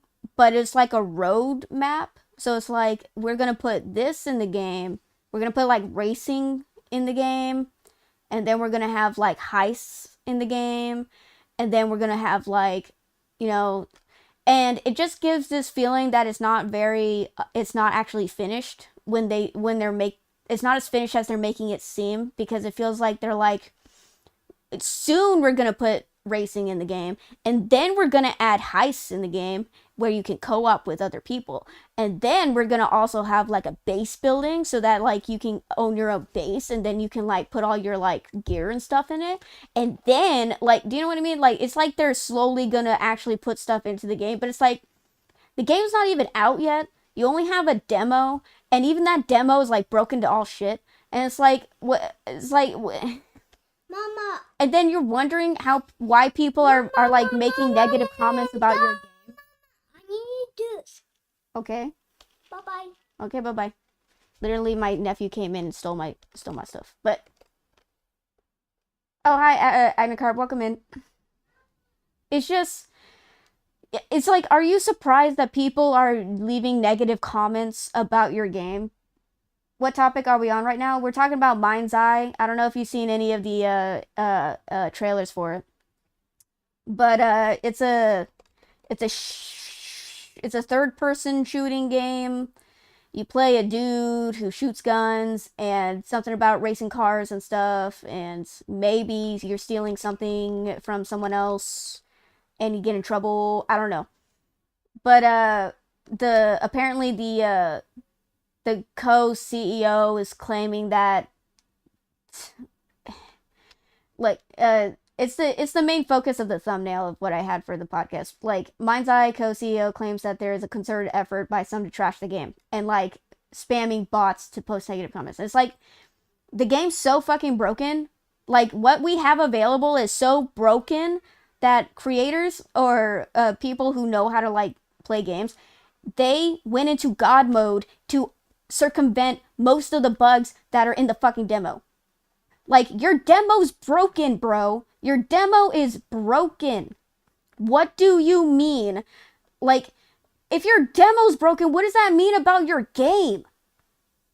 This is supposed to showcase your game, and the like little snippet that you fucking decide to put out to the public, or at least put out to certain creators, doesn't even work. Like, what? Have you ever heard about that side? Have you ever heard of a demo that just like is so broken that people can't even get through it? Yeah, many big ones that Really? you would be surprised. Yeah, this is quite normal. And then like, so people have these bad experiences with the demo, right? And they say they have a bad experience with the demo. And then the co-CEO's like, it's bots. They got paid off to say these things. It's not real. It's not true. GTA, early Cyberpunk disaster. I know you're stressed. Oh my. It's just... don't... Like, we haven't even gotten to that part yet. It's literally the next topic. But... it's just... we're talking about MindsEye right now. Okay, so did you know that MindsEye was actually supposed to be part of this interconnected online platform? Did you know that? Zeb? Is part of which program? It's called Everywhere. Have you heard of Everywhere? No, I haven't. That's kind of weird. I normally know about this stuff. What exactly are they doing? So it was supposed to be like this game that was like interconnected to other server games. So like, in one area you had like a racing game, but in the other area you had like a fashion dress up game. And then the other game was like a singing idol game, you know? But it's all like, and then the other one's like a third person shooter game and stuff like that. But it's all connected in that you would all like meet up in like a lobby or in other games that are connected to the same server or the same system. And you would meet up in other games and you would like be rocking the skin of the racing game. And people are like, oh, that skin looks so good. And they're like, yeah, I got it from the racing game. If you go into the racing game, you can get this cool skin. And they're like, oh, cool, I'll check out the racing game. And it's supposed to be like this interconnected system. And apparently MindsEye was supposed to be one of the first games that they were going to release that, you know, showcased how the interconnected world. Like, it was supposed to be the first of many products. I don't know what you call something that's connected to a whole system, but like it's like the first of many issues, I guess, to be released. I don't know. But I don't know what they were going to do with that. It sounds interesting. It sounds interesting. It looked kind of like a Fortnite clone because of the way that the characters and the NPCs were designed in the Elsewhere trailer. It looks kind of like a Fortnite clone. But the idea sounded interesting. I don't know if it would have worked out well. It seems like this would take years to like fully hammer out the issues. Do you know what I mean? Like I feel like this would have a lot of issues with it, and it would take many years to hammer out the kinks. But yeah, I don't know if MindsEye is gonna make it past. I don't think MindsEye is gonna do as well as the developers thinks it's gonna do. I don't know. Even MindsEye looks interesting visually, as in it looks hyper realistic like GTA, because it's supposed to be like, people said it was a GTA clone because of all the shooting and the gun racing and cars and stuff and the hyper realistic graphics. But I don't know. Something about it doesn't make me feel like it's. Something about it just doesn't feel like it has a lot of substance to it. I literally just said there was guns. The dude who's the face of the whole thing, the main character, like guns and cars, and that's all I got from MindsEye. I don't know the story. I don't know much about what was going on in the trailer. I don't remember that shit. I watched the trailer. I was like, oh, that looks kind of interesting. And I don't know what's going on with the story. I don't know what's going on in the game. Oh. And like, it's just, I don't know. It's just because I don't have much on the game, it feels like it's not gonna, I don't know. It's just, it feels like another AAA game that they're trying to push out. I don't know. It's just something about it. Like, something tells me it's not going to do well, but I could be wrong. I'd love to be wrong, but you know, have you heard of MindsEye? Do you have any opinions on MindsEye? No, that it sounds like one of these new like pipe projects by big people who don't know very much about the games industry, who are like, oh no, I think this will work. So I'll have to look into it a lot more. Yeah, but I don't trust it. Yeah, I think that's what's bothering me about this. I think it's just like a typical CEO who's like just getting into gaming but doesn't even know how games work, and he's like, "Oh yes, I'm going to fund this project and we're going to make so much money off of it." But it's like, I don't think like, and then they just push out something mediocre. It feels very generic, but I don't know. It could have a good story, a good solid story. It could. I don't know. Like I said, I love to give things benefit of the doubt because, hey, if it's a good game, then more games for players to play. But we're going to have to wait and see. But I just don't have a good feeling with MindsEye. Gotta go take care of everyone. Okay, bye, Lazy Clay Gamer. Have a good one. Thank you for being with us for so long. But, yeah, I don't know. I feel like the criticisms are slightly deserved, especially when people were talking about how bugged out the demo is. I'm just saying, you would think that they would at least patch out the demo into a working state to impress people before putting it out to the public. But whatever. I guess that's just me. Whatever. Aren't you glad, Cyb? Cyberpunk 2 has entered pre-production phase. Are you excited?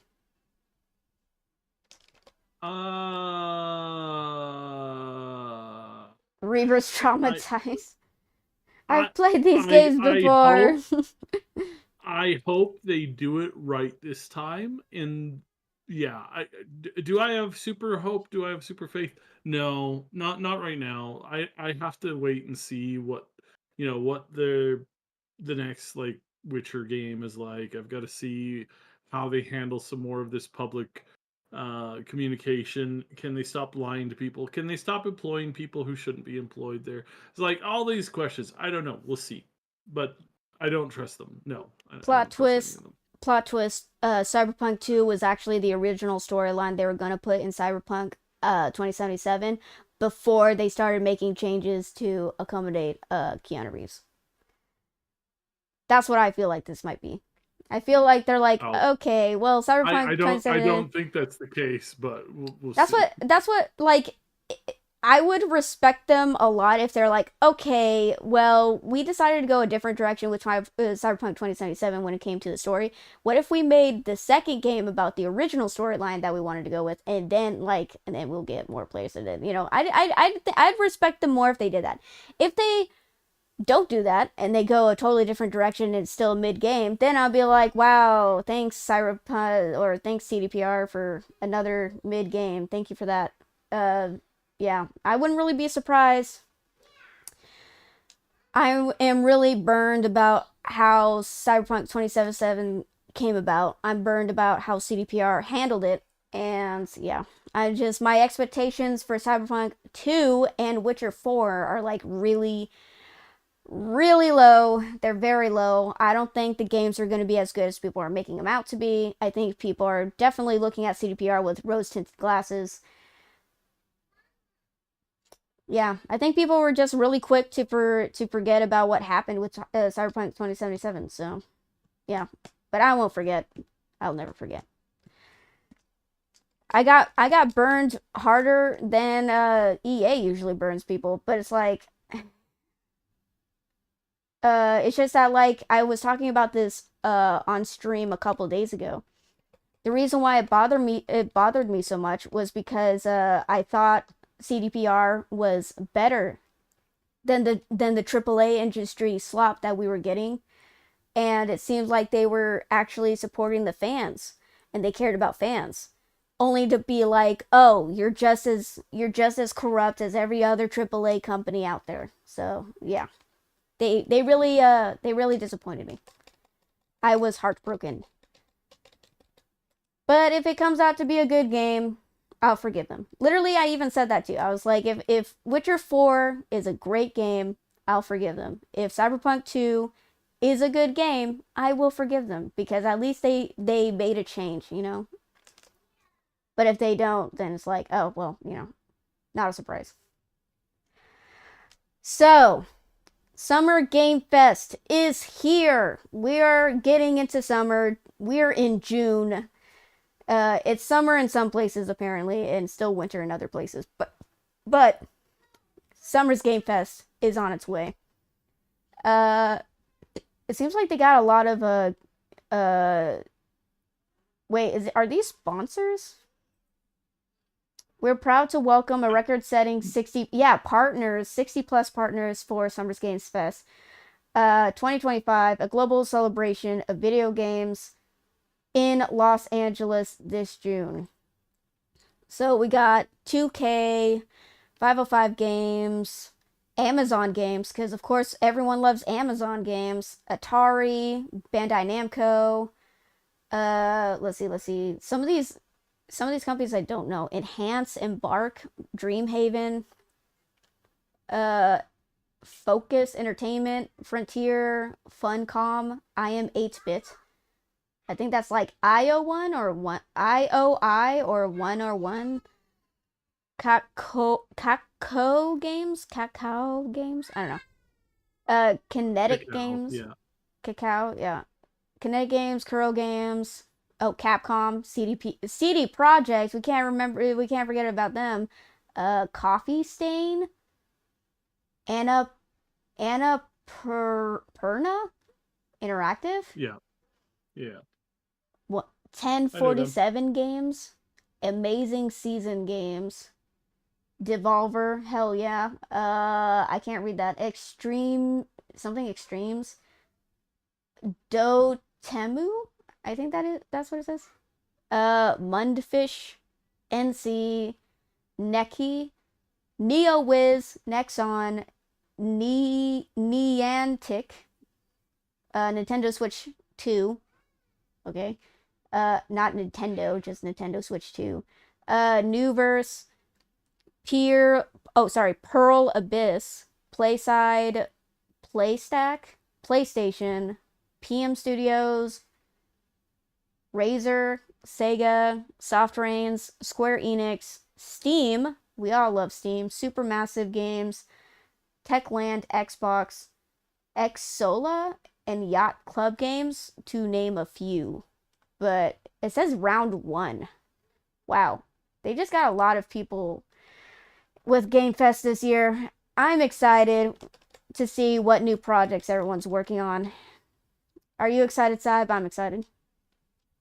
Have you heard anything of It really interest? depends. So we've got a few things going this year.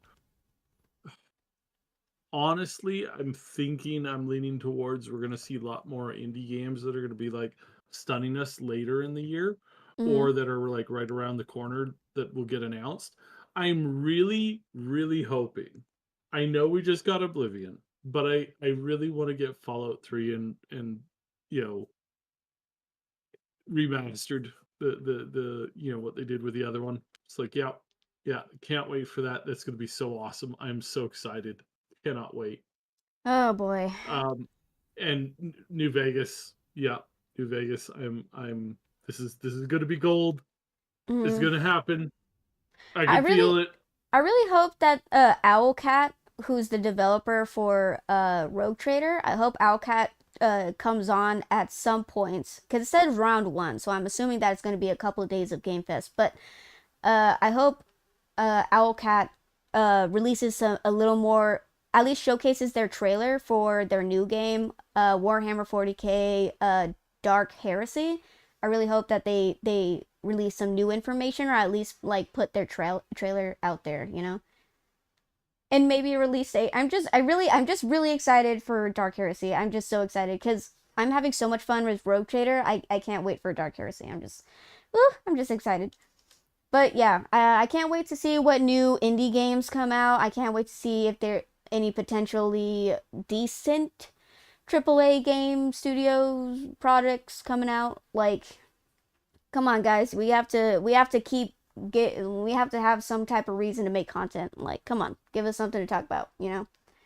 But yeah, I'm excited. I need to figure out when exactly the Game Fest is actually happening, like the date, so that I can figure out if we can like when to stream it. Do you want to do that at some point? Like just focus either stream it that day, or did you want to wait till like Sunday and then we like just watch the Game Fest of like what they revealed that week? I I'd like to cover it like as live as we could. Mm-hmm. Um, so we've got the Xbox showcase was just announced a couple hours ago. Oh hey, Uh, when's that? we got June 6th, so right Oh around the god. corner. Oh god, that's like really close. Yeah, Friday. They're gonna get Keanu Um, again. Please no. Please no. I think I might have this Friday off, so we'll see. Then Sunday the 8th is Okay, gonna at be least it's another on big one. oh wait. Wait. You said June 8th? That's when the live stream is scheduled for Sunday. The Game Fest kicks off on the 6th, so there's events all weekend. So there'll be Oh. news dropping all weekend. Normally there's not that much that comes out on a Friday. Like Uh. normally it's just a trailer or two, so you don't typically have to take off work or anything like that Okay. for it. But it's yeah, so that we're gonna have a lot of that. You We've say got that, but then they fucking drop like right, they right, fucking then they drop like do that. a big announcement. You're like, what? And then we're all like scrambling to cover it. We're like, wait, I wasn't ready. They're like, oh, fucking Half-Life 3 just got announced. Oh my god. Oh god. So the Southeast Gaming Showcase is going on the 7th. So on Saturday, Mm-hmm. that's going on at 3 Eastern time, I think. Then we've got the Summer Game Fest, the Frosty Game Fest, or whatever you want to call it. That's also on at 7 ET on Saturday as well. Wait, AM or And PM? Wait, how it's ET. ET. I don't exactly. I have to do the conversion again because I never. I wish they would just like report in one simple time frame, but they usually go by ET or like Yeah, and then even Greenwich Mean Time or something like that, and it's just like even crying out loud. You even guys when they stop being do idiots. even when they do like CST, it's like a little off from where I'm at, so it's like an hour off, and I'm like, what the? It's Mhm. just yeah, like it's just yeah, the whole time frame's kind of confusing sometimes. Yeah. Um. Then we've got the Square Enix Game Fest is going to start apparently on the Friday. Apparently they want to hold a bunch of the news and stuff like that, try and capture as much as they can. So yeah, it is going to be one crazy summer, and over the next week we're going to have probably a lot of leaks, probably a lot of news, probably a lot of stuff. And yeah, Oh that's yeah, I that. forgot. Like yeah, they were coming out with Death Stranding 2, Yeah, so so more we're going to see content with some more that. stuff on that probably, and then we're going to have a bunch of stuff on the Steam store too.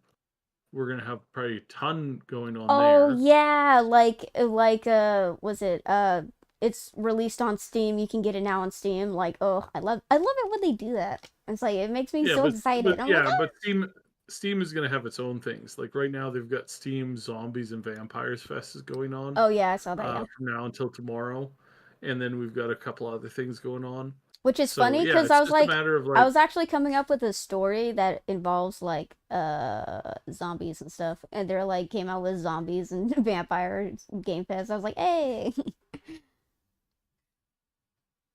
yeah. So yeah, Oh it's gonna yeah, be a the crazy week. the new Silent Hill F game. Oh yeah, just waiting to see Mm-hmm. more about Mm-hmm. that.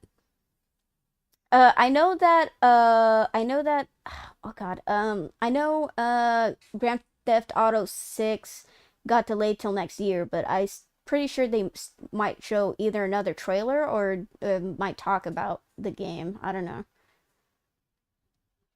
Or they could be going underground and not talking about it until next year. I don't freaking know.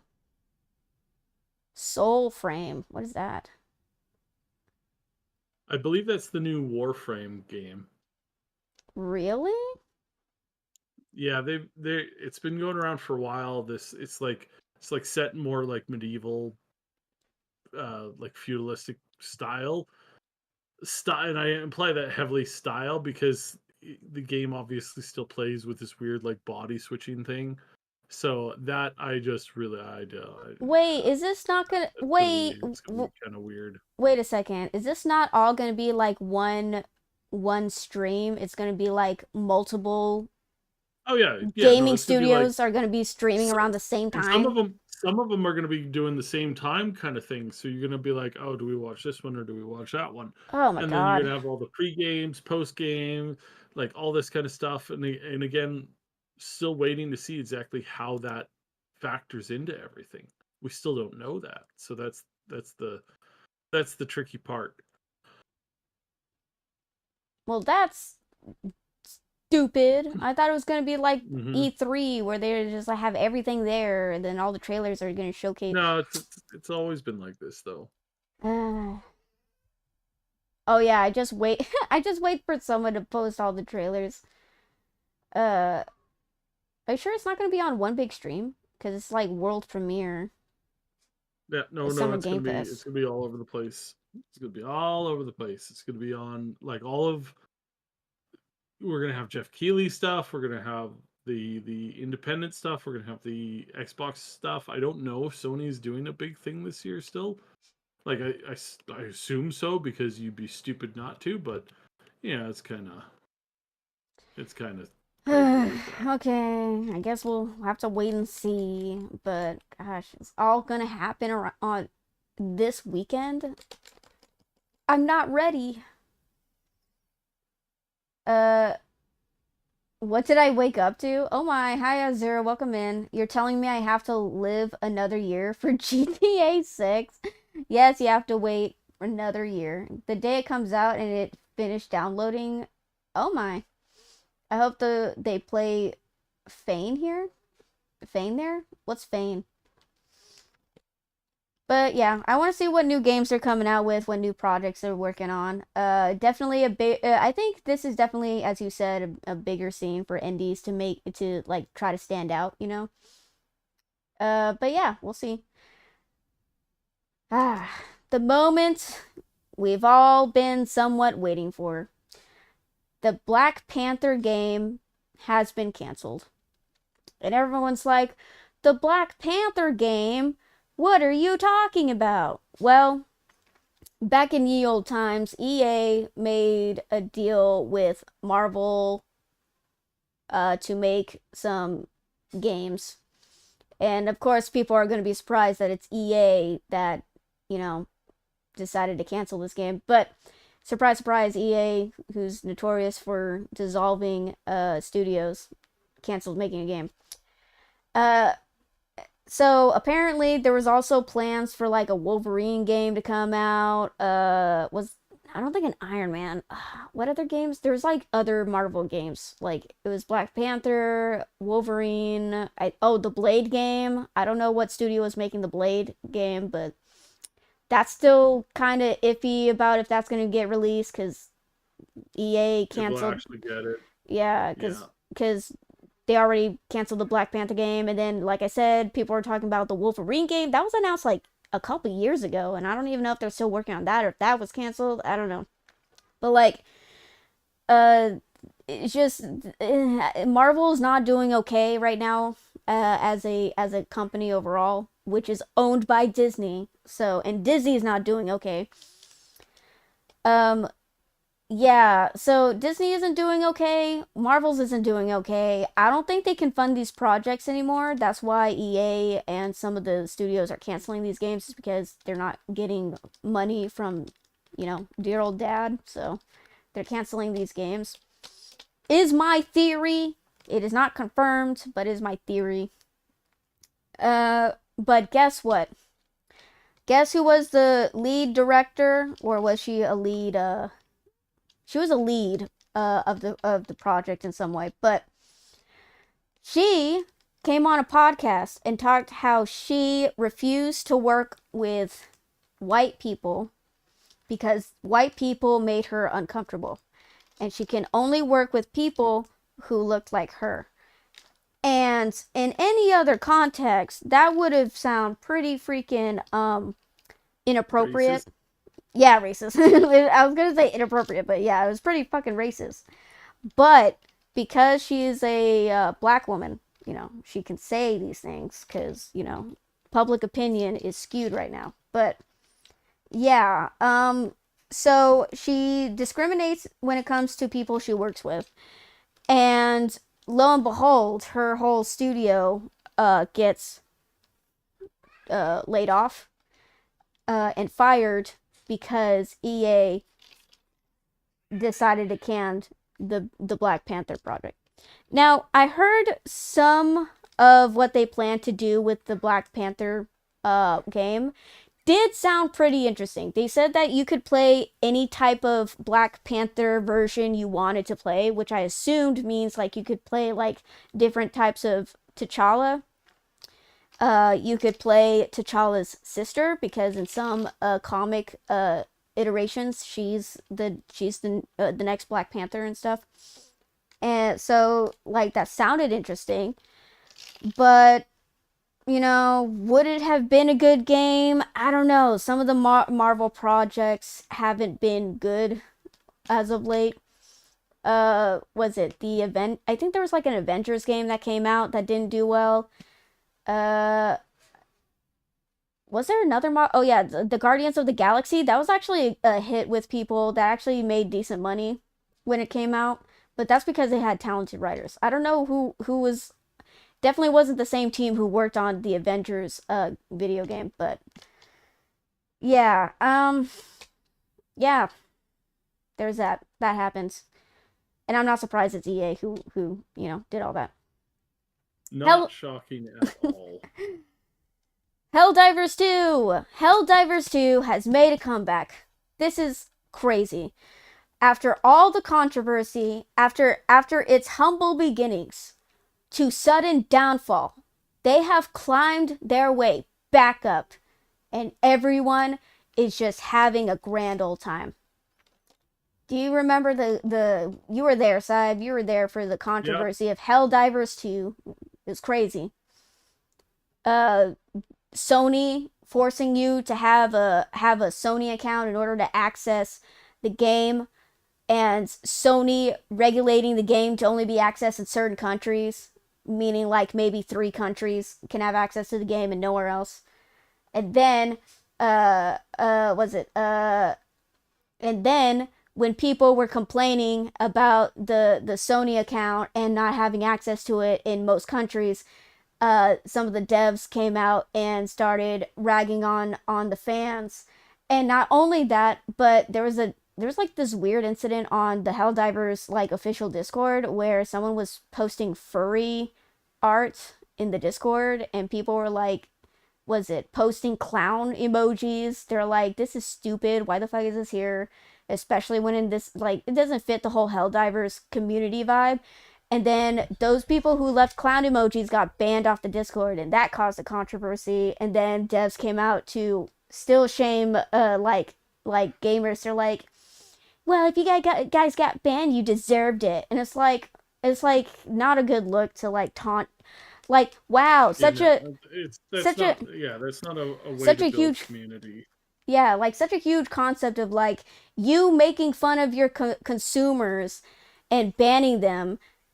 Like, why did you think that was going to give you like positive feedback? Like, I don't know how some of these people operate, but that caused such a huge backlash. Like, it was just one thing on top of another, and not only that, but the game at the time was like not getting that many new updates, and at the time people were already kind of falling off.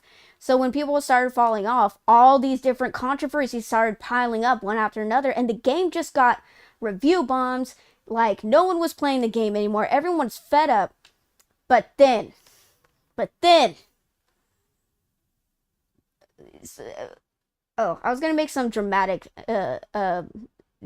statement, but I had a brain fart. But anyways, lo and behold, enter the Illuminate. No, the Illuminate invading, but then the thing that really sealed it is the cute little guard soldiers, especially girls who follow you around the cities being destroyed by the aliens. Oh, yeah. She's like, I'm gonna help you, sir. I'm gonna help you, Helldiver. I'll help you, hero.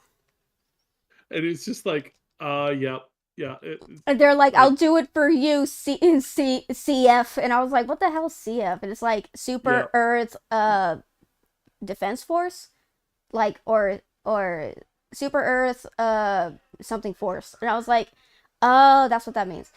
And they're like, we're gonna do it for you guys. And it's like, aw, it was really cute. But yeah, lo and behold, Helldivers devs come back with passion. They updated the game with the Illuminate invasion. Not only are the Helldivers fighting back the bots and the bugs for holy, beautiful democracy, we're suddenly getting invaded by goddamn aliens. We must defend Super Earth, the motherland, from these heinous fascist. Sorry, I was getting attacked by a fly. Fascist aliens, like, taking away our democracy. We gotta protect Super Earth and the mega cities, of Super Earth. And it was incredible. We got zombie NPCs, like like zombie the civilians got turned into mindless zombies, and in some cases they get lumped into this like weird fleshy giant pile of monster flesh, and they like try to attack you and stuff, like this huge tank of a monster made up of other human bodies, like just meld together. It's like, ooh, freaky. And then you attack this little squid alien dudes and stuff. And the devs like to like put salt and rub it, like really like just rub it into the wounds, like really rub that salt into wounds. Every time the civilians died, they always said something. They're like, "Oh, for democracy," or they did the Super Earth salute to show how patriotic they were even in death. Like, oh God, my heart, my democratic heart. But yeah, like it was, they did a really good job with making such a huge comeback. Like the community really, like they did a lot of, it wasn't just the Illuminate attack. They literally also started making more updates on the game, getting more war bonds, which is basically just like different skins you can earn in the game and stuff, and like different rewards and stuff. And I think they brought back the mechs. Like they made the game fun, and then they did the Illuminate attack. Everyone was freaking out. They're like, "Oh my God, not Motherland Super Earth."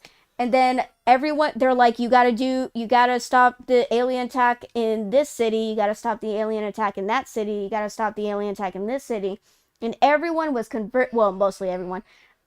Some people were very determined to still fight the bugs and the bots, and they didn't really actually care all that much with about the Super Earth invasion, even though it was the Motherland. But anyways, that was actually a huge meme and discourse going on in the community right now, is that they're like, the reason why some of the cities got destroyed was because some of the Helldivers were more focused on the bugs and the bots than they were about with the aliens. And they're like, we'll never forgive you for that. We'll never forgive you. But yeah, it's just I just love the community. I love the community. I love the community of this community.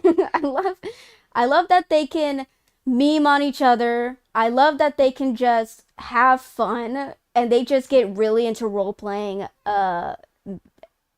like soldiers in a management democracy led government, you know? It's just so inspiring. It's just so inspiring. It's just, I wish more communities were like this and like not toxic, you know? Everyone's just like not taking it that seriously and stuff, and they're just having a grand old time. And that's what you love to see with gamers, you know? Just everyone having a grand old time, everyone having fun. And yeah, you love to see it. And then everyone's making waifus out of all the civilians, the civilians. I've been seeing them like crazy online. Yeah, it's hilarious. Yeah.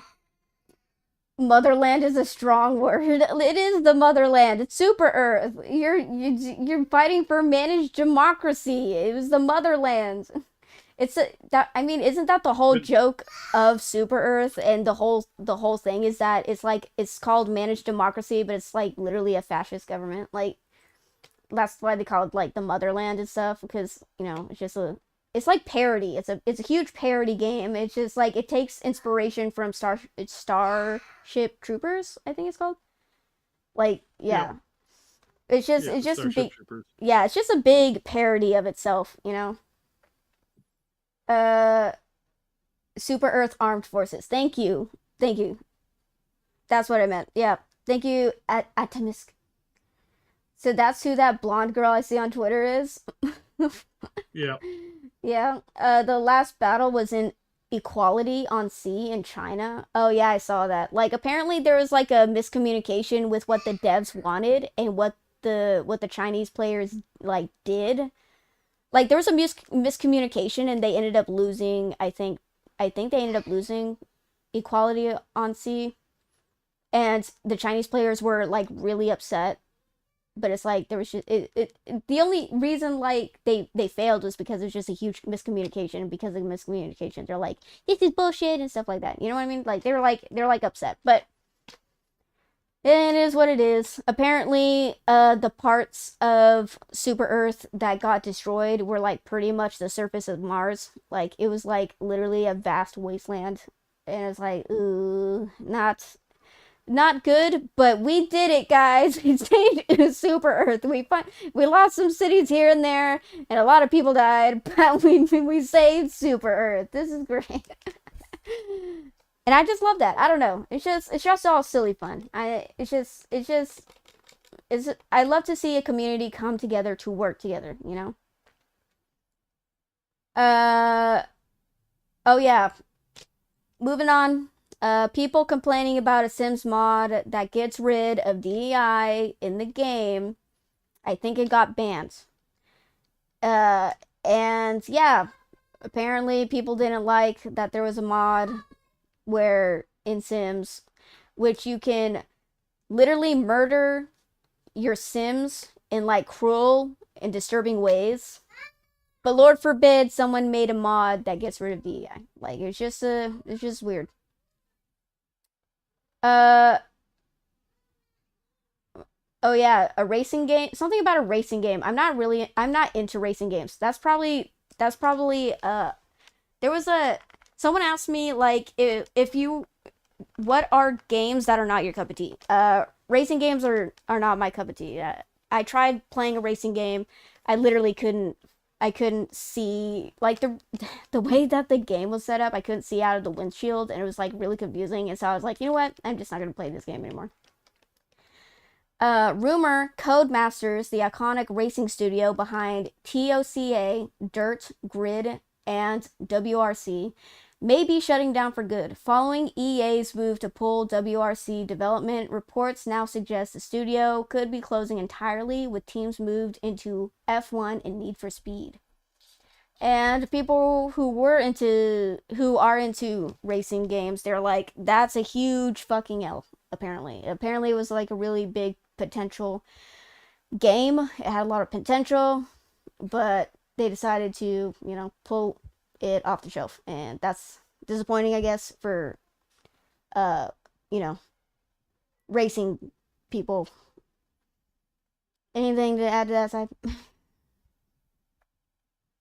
Um, I think we haven't seen good racing games in a really long time, and I don't know what they need to fix them because it looks like for me it's been we've been hitting a wall forever. But maybe I'm just expecting too much out of my racing games. I don't know. We'll see. Yeah. I I like some of the like the new Nintendo one looks okay. Like it they're doing some gradual improvements, but the fact that they want so much money for it is ridiculous and stupid. And it's just like no, no, Yeah. no. I Okay. don't know the answer to any of it. Sorry, but I have to go to the restroom, so I'll be right back. I drank too much tea. I'll be right back. Okay, so in that case, we will chit chat about so the Fallout projects coming out, like we know we've got at least one remaster coming out still, if not, looks like two, and there still is this rumor going around for a very long time that we are expected to see Fallout 1 or 2, quite possibly both, at some point get a full modern day makeup remake kind of thing. That would be cool. I wish more than anything that Larian Studios had like talked to Microsoft and Bethesda would be like, hey, let's remake, Fallout 1. Because it's Fallout 1 is not as big of a game as some people think it is. There's a random encounter scenario in it, but not counting the random encounters, there's only like 10 locations. It's and there's floors and like mysteries and things and big maps that you walk around on those, but the locations are still small. It's the random stuff and the randomness of the encounters and the fact that you can you could have so many fights going from location to location. But it really is just a very simplistic game. And I wish that we had more of that because that's what I really want in a game like this. So, will we get that? I don't know. It's like I've been wishing for that for so long. But yeah. We know that we're getting Fallout 3 at some point though. And I really, really hope that that's true because, yeah, that would be good. There is a fan project, Fallout Vault 13. Looks great. Still using some like I don't know where they're getting around with that, how far they've been getting with that. So we'll see on that. Other stories. let's check out other stories. So we've got the we did talk about the Unity stuff.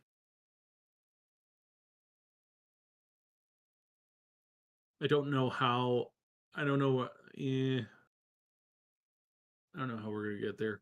Warhammer is experiencing a big boom right now as far as sales goes. It's like coming down pretty darn hard. So where will that take us? That's a very good question. It's a very good question.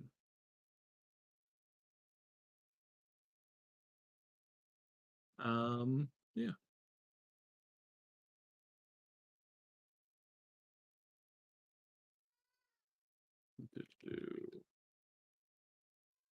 Just checking out some of the chats because I'm very stuffed up right now. It's very, very annoying.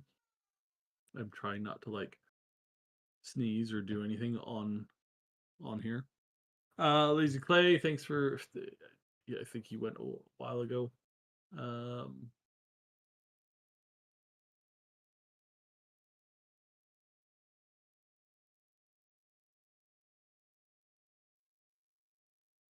Let's check out.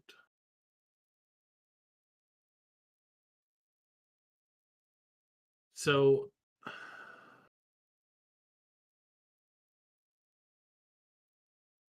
we're gonna have, oh right, there's this thing. So the multiverse of IP crossovers. There's some game called Multiverse coming out, which is just doing like all of the things. I believe it's mostly like DC and like Saturday morning cartoons stuff, like Warner Bros.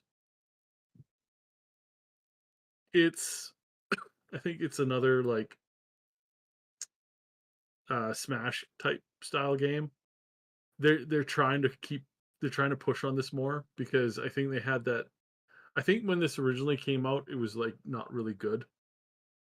But yeah, it's like they kind of like run these big corporations. They take these ideas and they're good ideas. They're like it's a good concept, and you're like, hey, that would be cool. And then they proceed to like fly it into the side of a mountain at Mach 3, and you're just like, how can you guys fail this badly at this? Like how?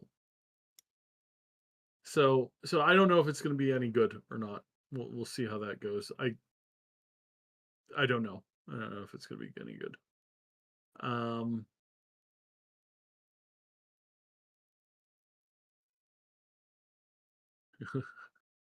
Morale at electronics. This is a good article. I saw this the other day. Morale at Electronic Arts is at an all-time low. Gee, I wonder why. There were job cuts at BioWare after disappointing performance of Veilgard. Nearly 400 people lost their jobs in late April, and now Black Panther game got canceled, and Cliffhanger got shut down because they deserved it, costing around 75 jobs. You don't need to be a genius to see that something's definitely going on at Electronic Arts. Hopefully, accountability would be nice. That would be really cool if we got some accountability. Yeah, that would be great. So yeah, I know that there's some good stuff at BioWare at some of these other studios, but most of them are skin suits, right? Like it's the horror skin suits. It's like, hello friends, I'm your old pal BioWare, and you look over and it's just like somebody's like stripped the skin off of your friend and they're wearing the skin, and you're like, what in the world is going on? This is like what are you talking about? I'm still BioWare. And it's just like it's horrific. What was that? There's a scene in Morty, Rick and Morty, that did that. It had the whole skin suit thing. It was so bad. It was so bad. But that's what's going on. It's disgusting. It's like, please stop. This is gross. Can we not know? Can we not do this, please? Ugh. It's so bad. It's very bad. Oh,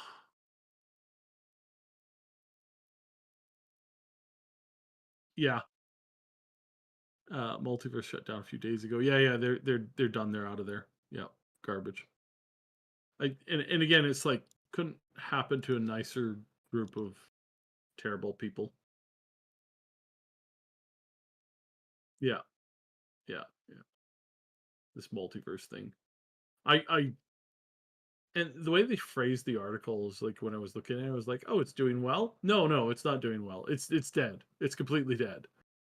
And again, they want to say they want to come out, and again, it's like the idea of like where was the idea good? Yes, the idea was great.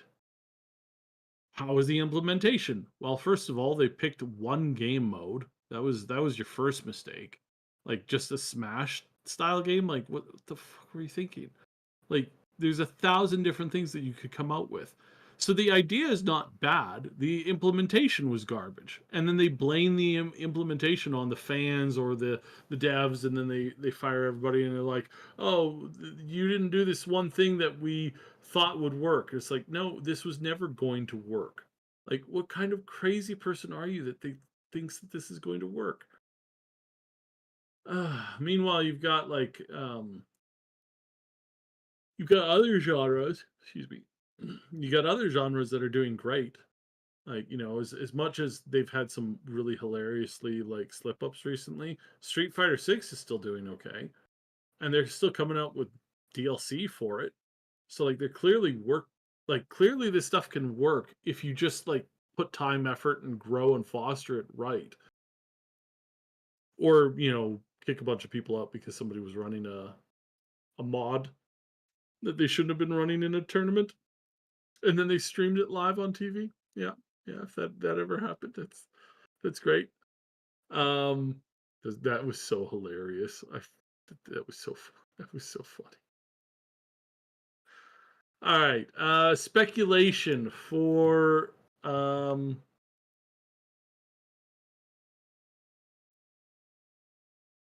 for the upcoming game showcases.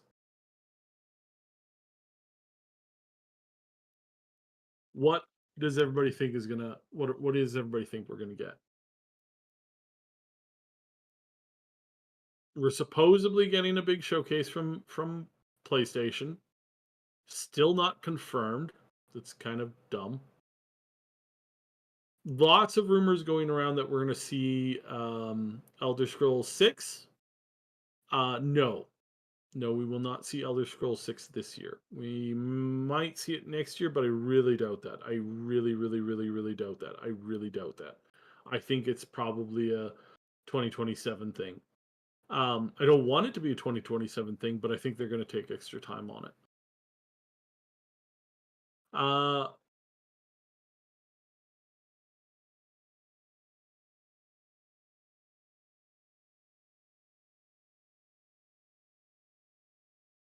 Persona 6.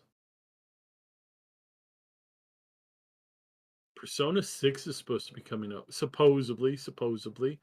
Hey, Persona 6, Persona games. I love the Persona games. They're great games. Can you please give us a customizable avatar?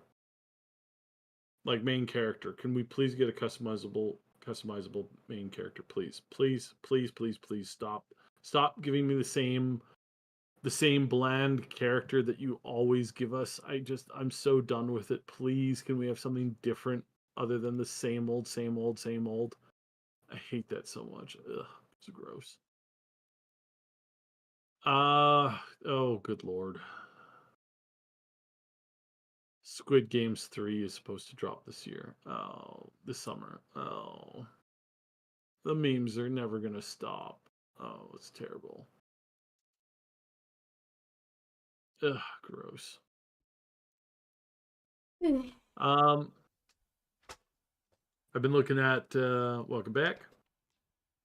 I'm looking at games coming down the line. Sorry to interrupt, but my headset died, so I don't know. Oh, I don't know. okay. Okay, then in that case, we can just end it here. I will send her that message.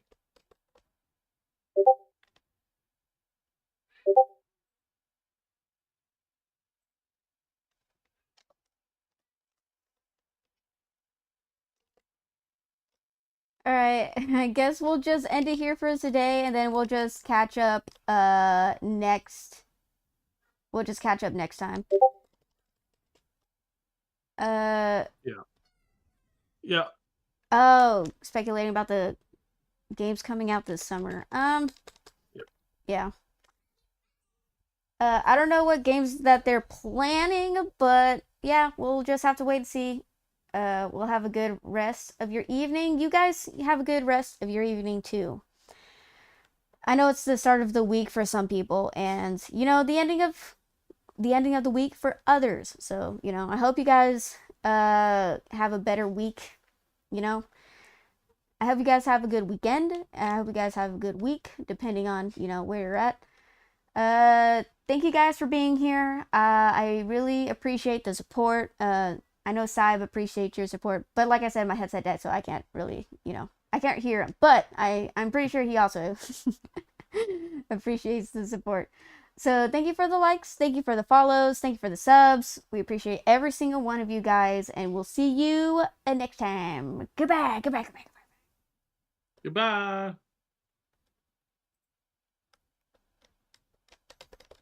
goodbye.